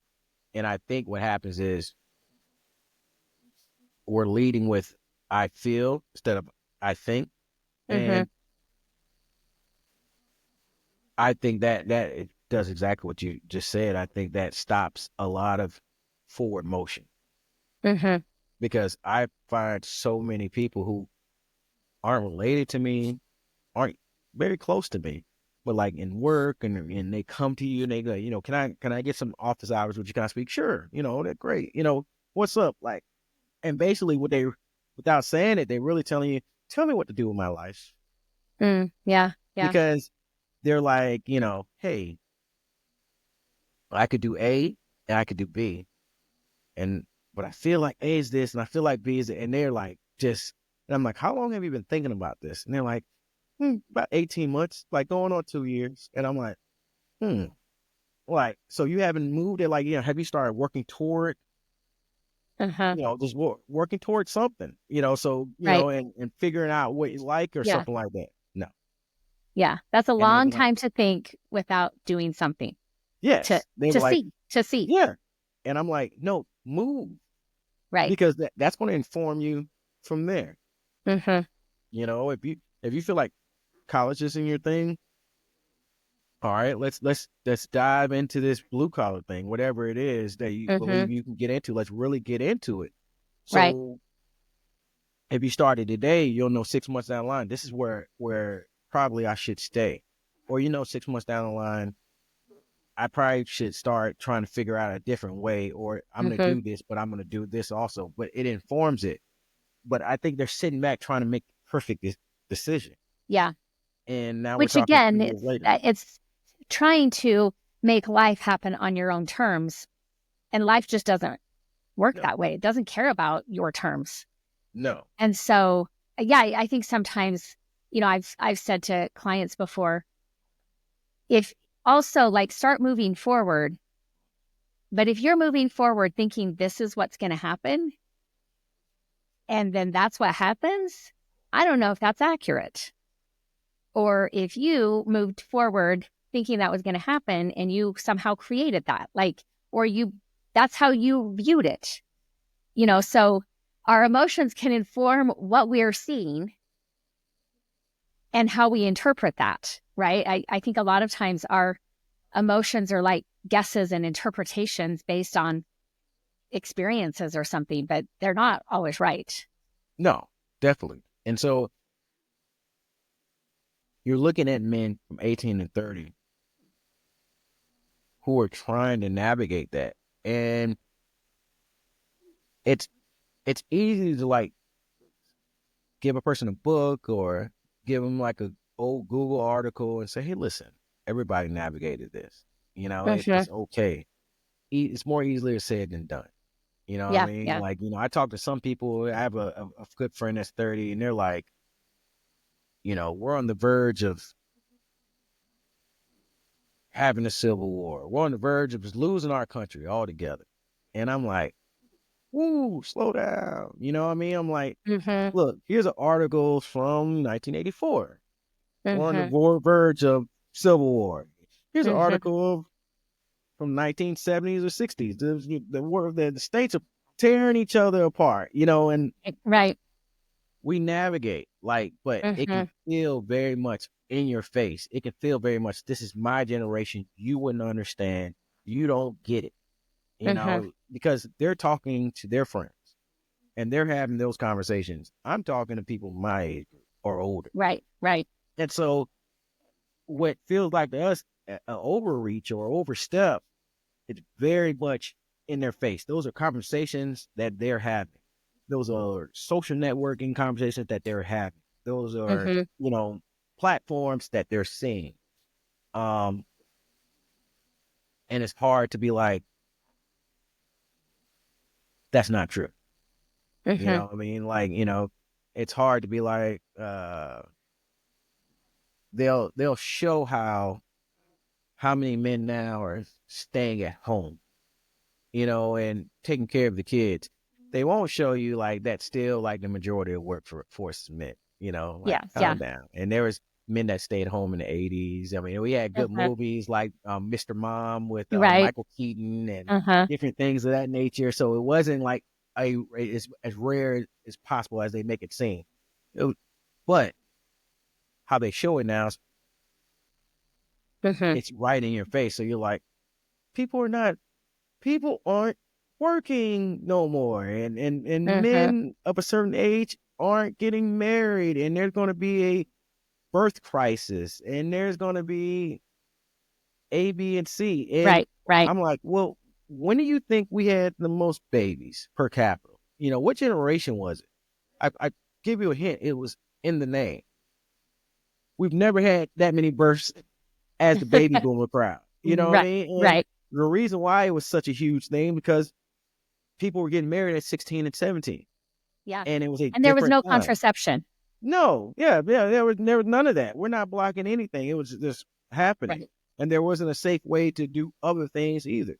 So Mhm. like, but it's so much in our face. We're like, it's gonna be like, like Mad Max. There's gonna be no people, Yeah. and this is what that group is being told. And then you're like, Hmm. why you guys aren't more excited about your future? Yeah. I'm sorry. What is there to be excited about? A mountain of Right. debt? Right. Um, The planet um, dying. yeah, planet dying, $20 bacon. Like what? What exactly do you want me to get up and shout? And I'm supposed to take second place now. At least I was first place Uh-huh. for a Right. dying planet. Like I, I think we have to let them figure it out. I think the kids are going to be all right, but I think we have Hmm. to let them, to a certain extent, figure it out their way. I think Hmm. there are parts that we definitely have to step in as just as a country. We're talking about just United States of America and touch upon, school shootings, different things Hmm. of that nature, and how that looks. I think we definitely should step in and whatever way is best for the country for us to move forward because that's gotten ridiculous. It's Yeah. tripled and quadrupled every year since Columbine in '99 was basically the turning Hmm. point, and we need to do something about that. And it's this generation that it's affecting the most. Right. And so I think there's definitely things, and however that looks, I'm open to, like, Hmm. you talk to one side, they're going to say it's mental health. You talk to the other side, it's going to say gun rights or whatever. We care too much about like where the problem solving comes from. Hmm. If we can Well, and just we like, talk in absolutes. yes, Because again, 100%. like I will hear after a shooting them say it's a mental health issue. And I'm like, okay, let's have a conversation about that. And as a mental health provider Right. for 30 years, you know what I need? Some gun regulations. There are clients that I don't think should have guns. Right. Right. And I am concerned of their access to those guns, right? So let's start there. Also, could we fund some mental health? Could we make it so that mental health therapists coming out with a master's degree aren't making $50,000 in this economy? I 100% agree because I find a lot of times people will say mental health, and I'll ask them, I'm like, well, have you talked to any mental health workers? You know, and as a person who's, I split my healthcare career between mental health and traditional like med surg hospitals, and Hmm. I get see both. But as a mental health worker like yourself, I'm like, if you saw what I saw, this person doesn't need to be around a knife, let alone, you know, any kind of weapon. Yeah. But that's the first thing, you know, that we go to. And, like you said, we're about absolutes. We don't have a full out conversation. We have a conversation just to answer, Hmm. we're like, Right. just to say how dumb another person's idea is. And, to be truthful, like we need both sides to come together on certain areas. And I think that is an area that really needs to be spoke about as far as like the type of crimes that happen between 18 and 30 Hmm. year olds, Yeah. and Yeah. looking deeper to why that feeling is. And I mean, you know, I think like, sometimes it just dives in, they'll be like, they'll, like you said, do absolute, like it's because of the loss of religion. And I'm like, I'm like, like, how do you address that at that point? You know what I mean? Hmm. Like, like we're talking about mental health, and now you're just like, just throw religion in there. Like, just, let me just go ahead and toss that Right. in there and stuff like that because they've run out of different things to go. People don't want to go there. Yeah. And Well, and and I vice think we versa. have You know, lost the I don't art. think. Mhm. I was just going to say, I think we've lost the art of dialogue, Oh, where often some of that consensus is found in the dialogue. But when we're going in with absolutes or misinformation or just like, a succinct, here's the, it's the loss of religion, we're not going to make any headway because we're not actually engaging in dialogue. And often, in dialogue, we don't have a predetermined outcome as to where we're going to land in this conversation, which is why I think sometimes the consensus can be reached. But we're not doing that. Our leaders aren't doing that, and a lot of the people are not doing that.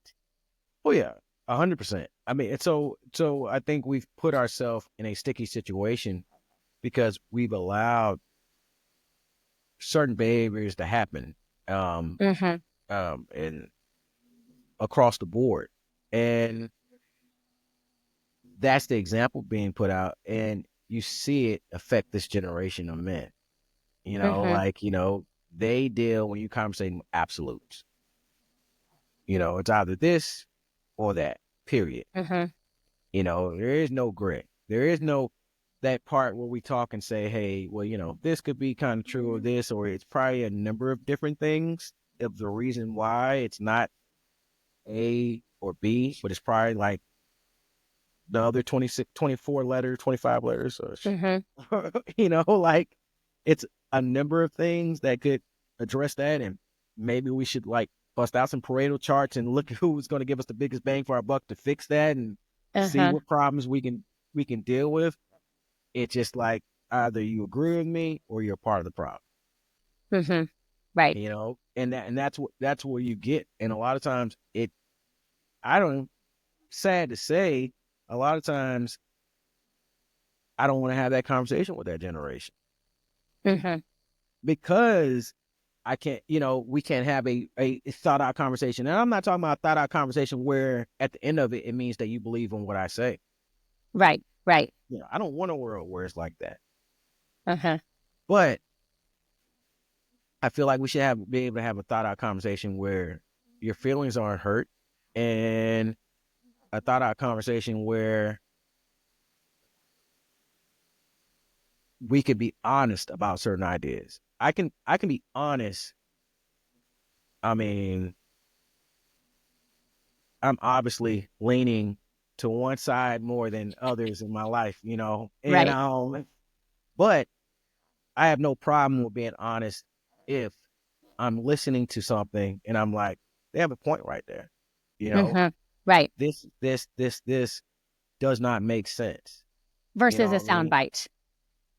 Like Exa- an actual valid point, not just some talking point, not yes, just some yes, soundbite. yes.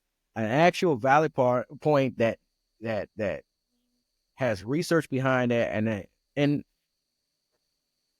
I can agree with that. I think the 18 to 30 crowd has a hard time with that. Mm-hmm. And so when you don't have any other pots except the pot A or pot B, and I think that makes it difficult. Mm-hmm. I think that makes it really difficult. And I think if we don't address some of those things, I think it's going to take a lot longer than we would want. I think they're going to be okay, but I think it's Yeah. going to take a lot longer than they would like, and that we need them to be. We need them to be strong. Mm-hmm. We always Right. need a generation below us to be stronger than Right. us, so we can build up instead of build down. Mm-hmm. And we, instead of tearing them down, we need them to be successful. Right. You know? And so some of that is on us as the older generation to stop worrying so much, to stop judging so much, to just realize they're going to figure this out, probably with or without us. If Yeah. we can be helpful in that process of them figuring it out, it's probably a better place to be than being an obstacle. Yeah, I agree. I mean, we can stop being like, you don't know how to ride a bike. I mean, come on, do better Yeah. with yourself. Uh-huh. Like, Or you don't know cursive? yeah, To me, exactly. I'm like, I know cursive. I never use it. Why? Exactly. Why are we worried about that? Yeah, you don't read books. Like, I think that's problematic. But, I do too. I do too. but, Several but, years ago, I was at Costco and I was buying a book, and the person who was emptying my cart was like, "Oh, you're buying a book."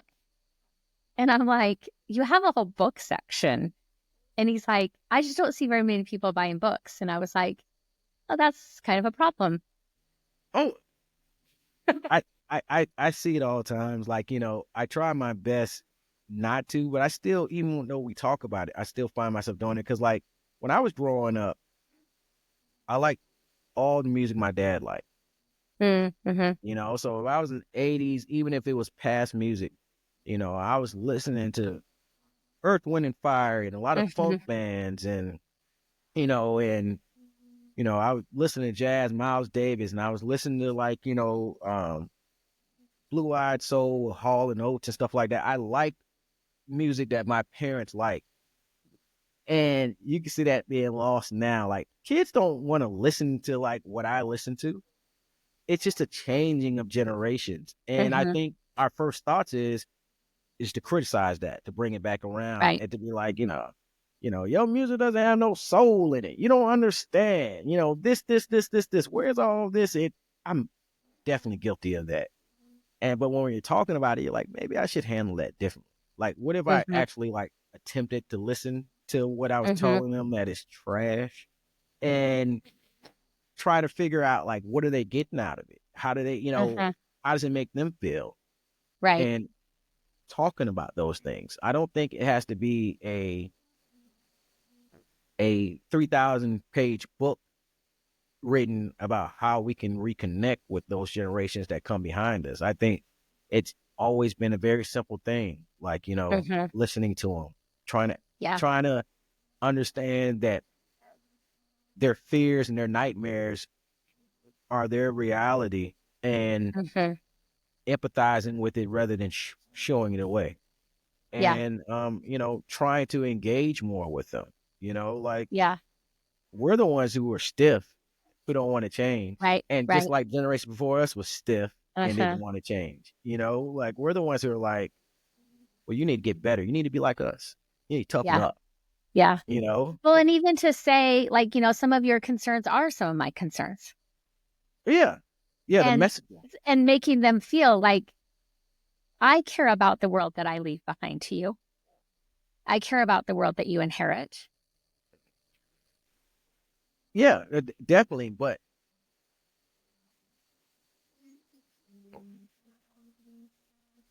I think the problem that you run into is the world, how we look at the kind of world we want them to inherit is totally different from what they want to inherit.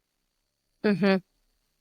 And so when we say we care about the world that they inherit, we're talking about the world that we would like them to inherit. It Mm. may not necessarily be the world that they want to inherit.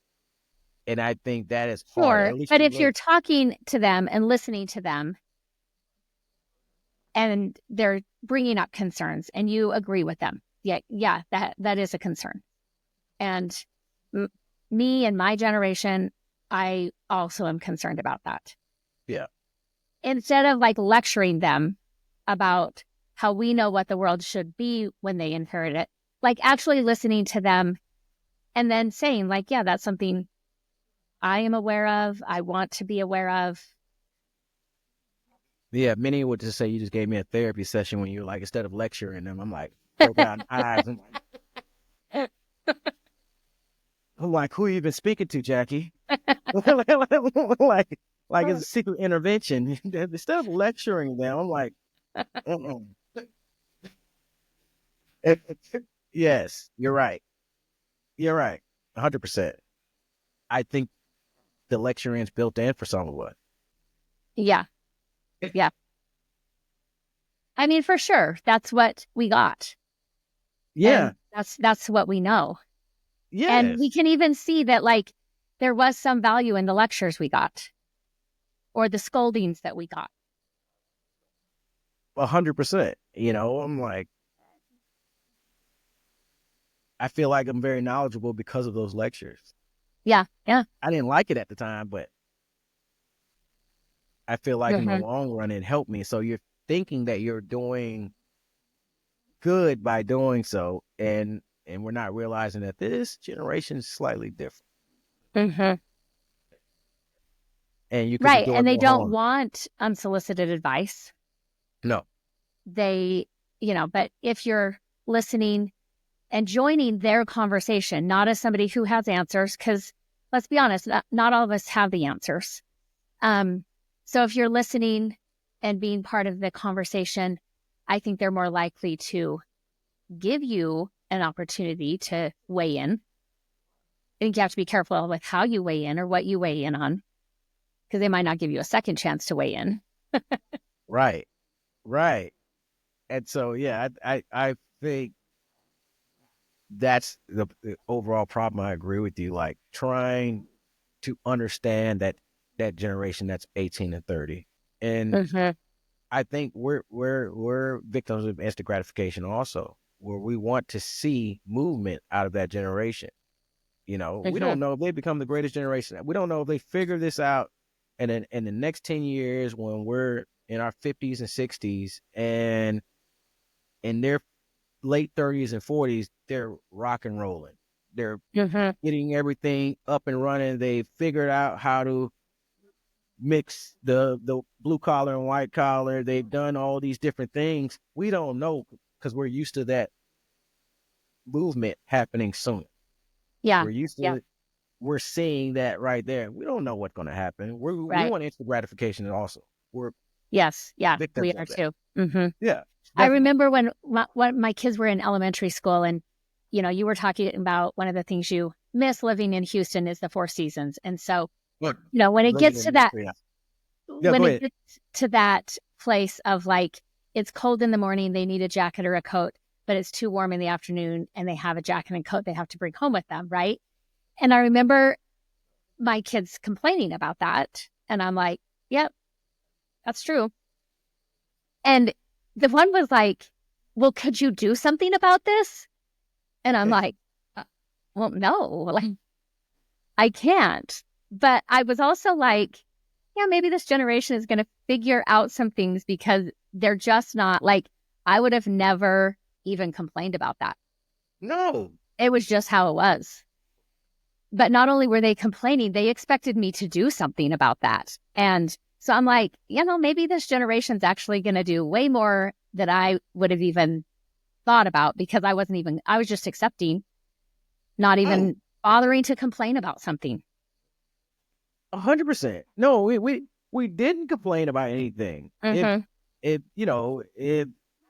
If my football coach berated me in front of everybody in the stands and stuff like that and called me a dumb SOB and everything else, you would just cry silently in that football helmet and then make some changes when you got back on that field, you Yeah. know, where,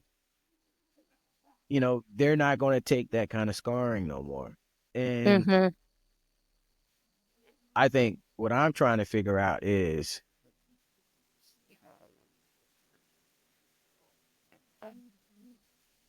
what past events like that, of that nature, what has helped me and what has harmed me, and how do I deal Mm-hmm. with that? And I think that generation is saying, hey, I don't like this and I don't want to be a part of this. Mm-hmm. There's when I see young people nowadays, for the last 15 years, I never knew a time when I was growing up that everybody didn't know how to play every sport. Yeah. And I've seen me trying to teach kids that are 16 and 17 how to throw a football. And I'm just like, and let's not even talk about it, baseball. They're like, Mm. what is that? And I'm like, we played every single thing. They're moving away from those things, Yeah. and when you talk to them, there's reasons why, there's different reasons, there's a plethora, but figuring out how to identify with them and talk to them and understand things, you used to be able to just go get a glove and another glove. and me and my dad would have whole conversations while just throwing the ball back and forth. Mm-hmm. We just throw the ball. We sit there for an hour, just throw the ball back and forth, ground balls. There was no thought of me becoming a major leaguer or anything of that nature. It was just a Yeah. part of the grow ups. Like, that's what we Uh-huh. did. There's not a ball that you can't give me that I'm not decent with. It wasn't because I was special or anything. I was just Right. like every other kid on the block. Mm-hmm. And that's gone now. So I think a lot of the older generation, we're like, well, what do we do with you? Like, we're like poking it with a stick. Like, what are you supposed to do? And they're like, oh, like when they try to show us like online game or something like that, I'm like, it's like, kind of like that meme. Get out of my face, nerd. Like, I don't want to deal with that. Like, like, and I think we have to humble ourselves and try to get involved to a certain extent. Like, Mm-hmm. when my kid was coming up, he wanted to do a lot of online gaming. So like, because he wasn't living in the house full time with me, like I got into it for just a small amount of time, just so I can be close with him. Mm-hmm. I remember playing Call of Duty and probably talking a little bit too much trash to poor little kids across the world that I didn't understand. But I wanted to make that connection. I think you have to want to make that connection. Yeah. And Which I think sometimes that's an important learning as a parent to realize, like, it is my job to get interested in what they are interested in, not to make them interested in what I am. And it's similar when we're approaching this on a larger scale with a generation to generation. Like, it is our responsibility to get interested in what they're interested in, what they're talking about. Maybe we can offer some words of wisdom. yeah. Or Yeah. maybe we just say, like, yeah, this is tough. I do think you guys are going to figure it out. Yes. But I think it's funny that you brought up a couple minutes ago, like how this generation, they not only want to talk about things, but they want you to do something about it. Now, I have a hard time dealing with that. Yeah. Like, like you need to do something. Uh-huh. I have a hard time, and I think our generation has a hard time with dealing with that part. Yeah. I You mean, know, I will always say, like, if clients or my staff or my kids are like, you need to do something about that, I will say, I will engage that in a conversation. What do you think that not only should I do, but can I do? If there is something I can do, I will seriously look at that. But there's a whole lot that, like, I don't have that much power. Like, I'm just, over here doing what I can. So, but sometimes they will come up with something and I'm like, I could do that. Yeah, I could do that. yeah, yeah, but I feel like sometimes it's thought of that this generation feels like overall that they feel like that. Like, Mm-hmm. Well, there is some misunderstanding. Like, even as I'm listening to, like, with the election coming up, I'm listening to the voter groups, like the undecideds, right? When they get together and they talk.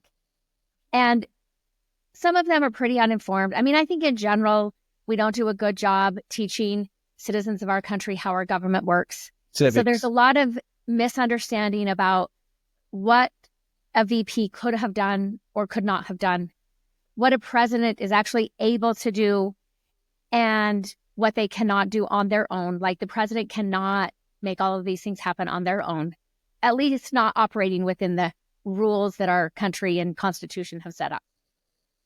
And there's just a misunderstanding about that.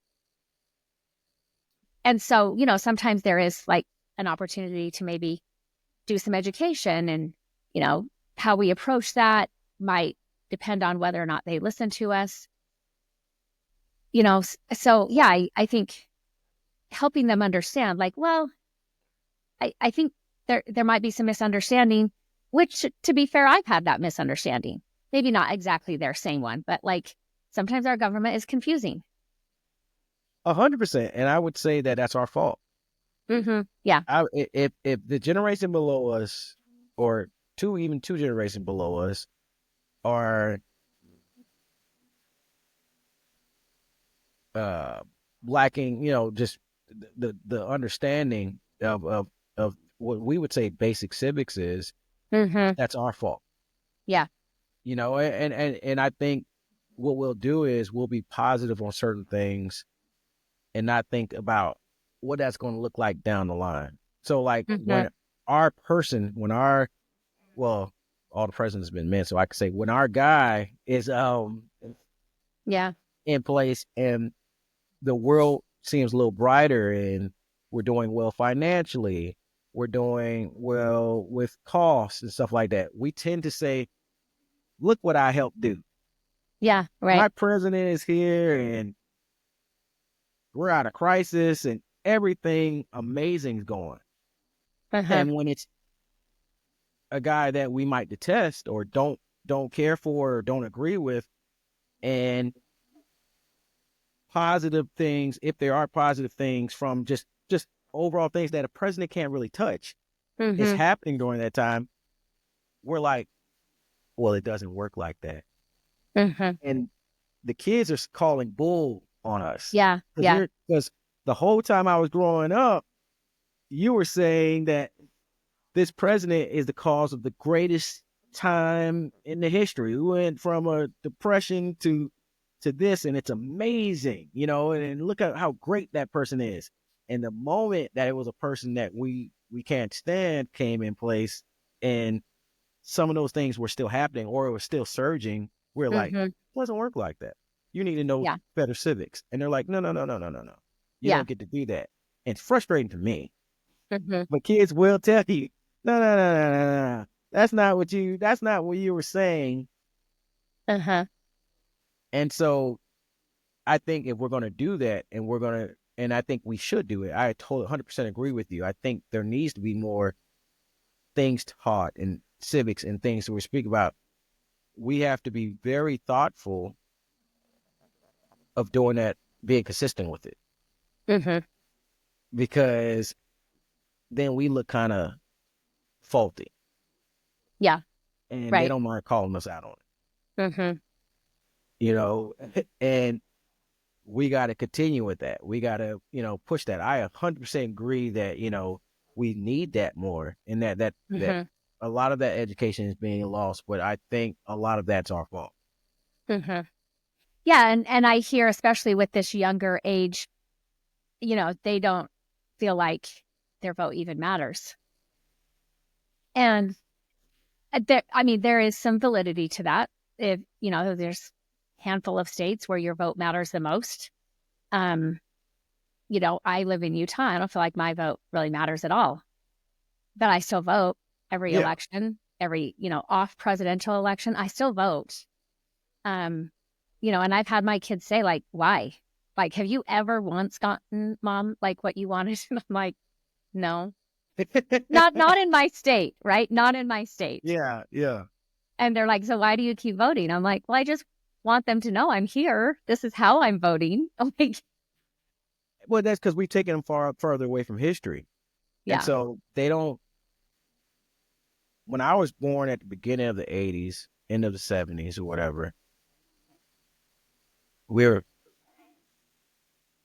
15 years removed from like people that look like me, for black people even having full rights. right. 15 years. It was very much felt. Mm-hmm.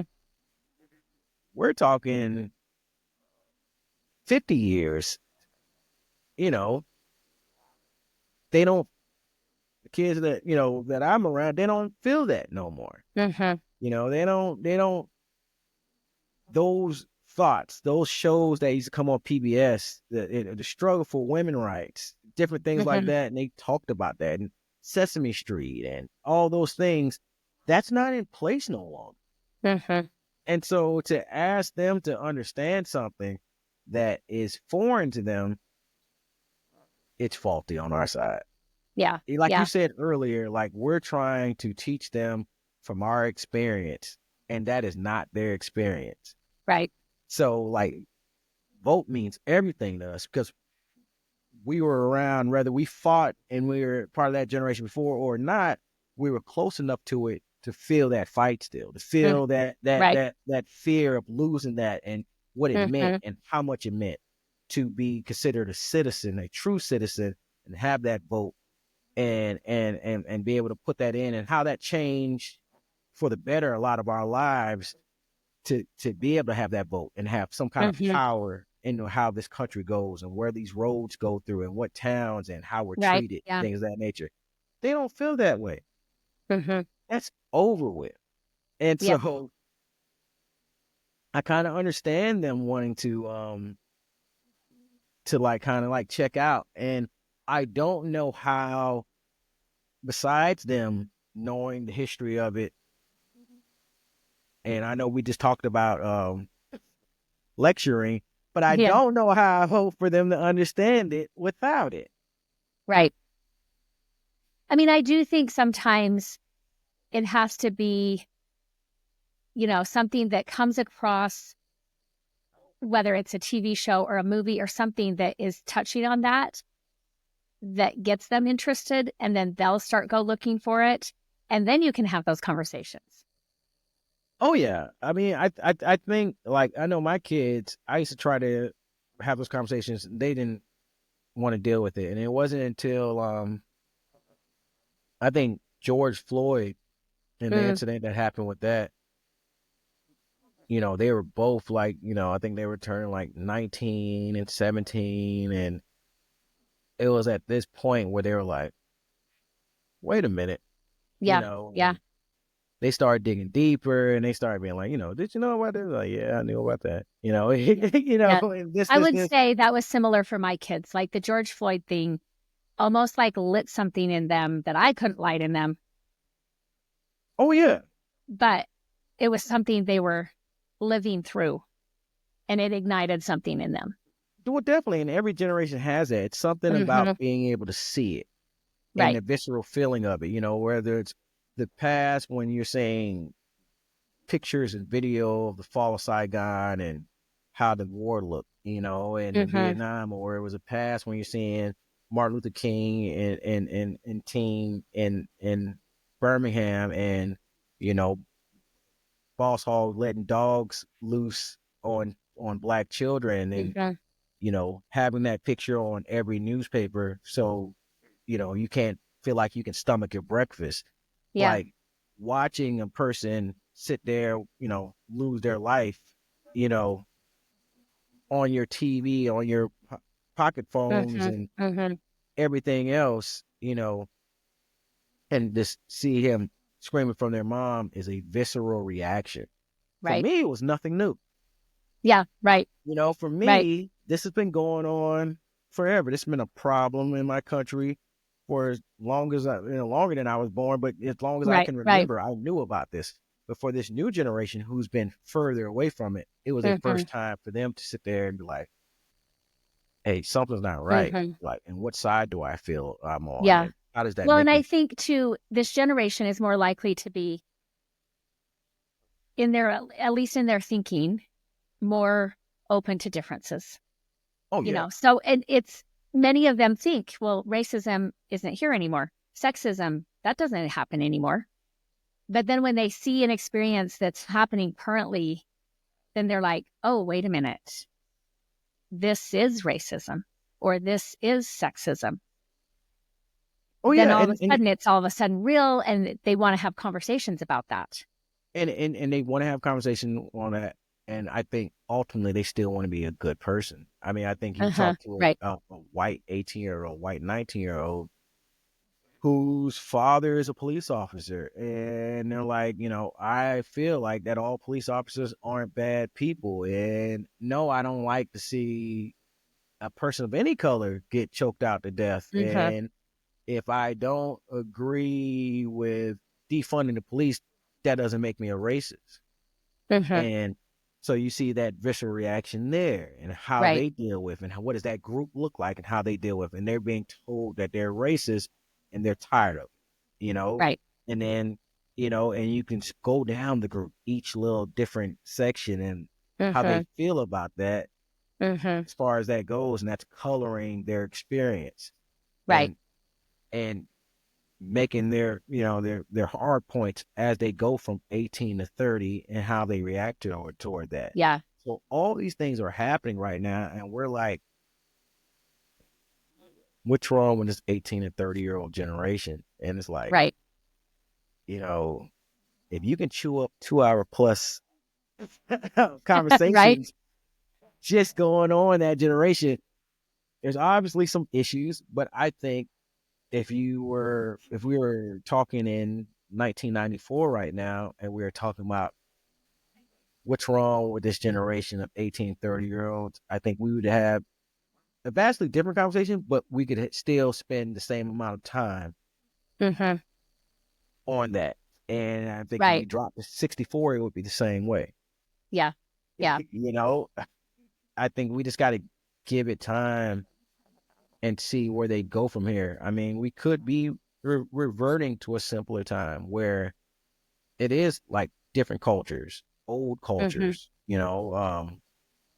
that, because of the prices and the cost of things, it just makes more sense to live at home more longer. Mm-hmm. As we spoke about Right. earlier, it makes more sense to really figure out where we're going to go. It makes more sense to figure out if you don't want to truly go to college, why even start putting yourself in debt in the first place? Mm-hmm.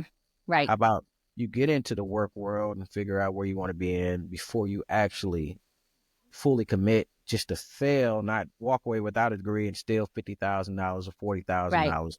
Because I'm not gonna say nothing crazy. Because certain people will be like, "I'm still owe $220,000 for a bachelor's degree." Where's this? I'm Right. like, I always get mad Like, well, about if that kind that's of what thing. you're owing, Yeah, there's I'm like, where is this? You know what I mean? yeah. Getting into debt 20,000, 30,000 for something that you didn't even finish. Mm-hmm. Why do so? And so maybe they're Yeah. being smarter by making sure that they know, and maybe it's going to take them a little longer time to make sure that they know. I mean, as you know, I didn't get my first degree till my late 20s. I dropped Mm-hmm. out to take care of my kids and work full time and work doubles and do two jobs and stuff. And Mm-hmm. um, I could tell you this much: I was a 5 times better student in my late Yeah. 20s going into my 30s than I was in my late teens going into my 20s as a student. Mm-hmm. So, maybe they do better after they Right. experience the real world. I have a hard time with that too. Like, my kids questioning about going straight to college. They wanted to work and stuff like that. I'm like, Mm-hmm. no, you owe me a degree. Right here, and now that I see them, I'm like, okay, they had it together. They had good plans, and they're about to get, Mm-hmm. finish degrees, and and they're doing their thing. But it came to their own ideas of how to experience that, and Mm-hmm. this, and the kids are gonna be all right. Yeah. You know, Yeah. if And we're they might be much better than we were. So hoping, I'm yeah. hope, I'm Right. hoping they are going to be better. But I think there are some problematic parts that definitely need to be looked at more. Mm-hmm. You know, Well, Dion, thank you so much for your time. And this was a great conversation. I always appreciate when I can chat with you.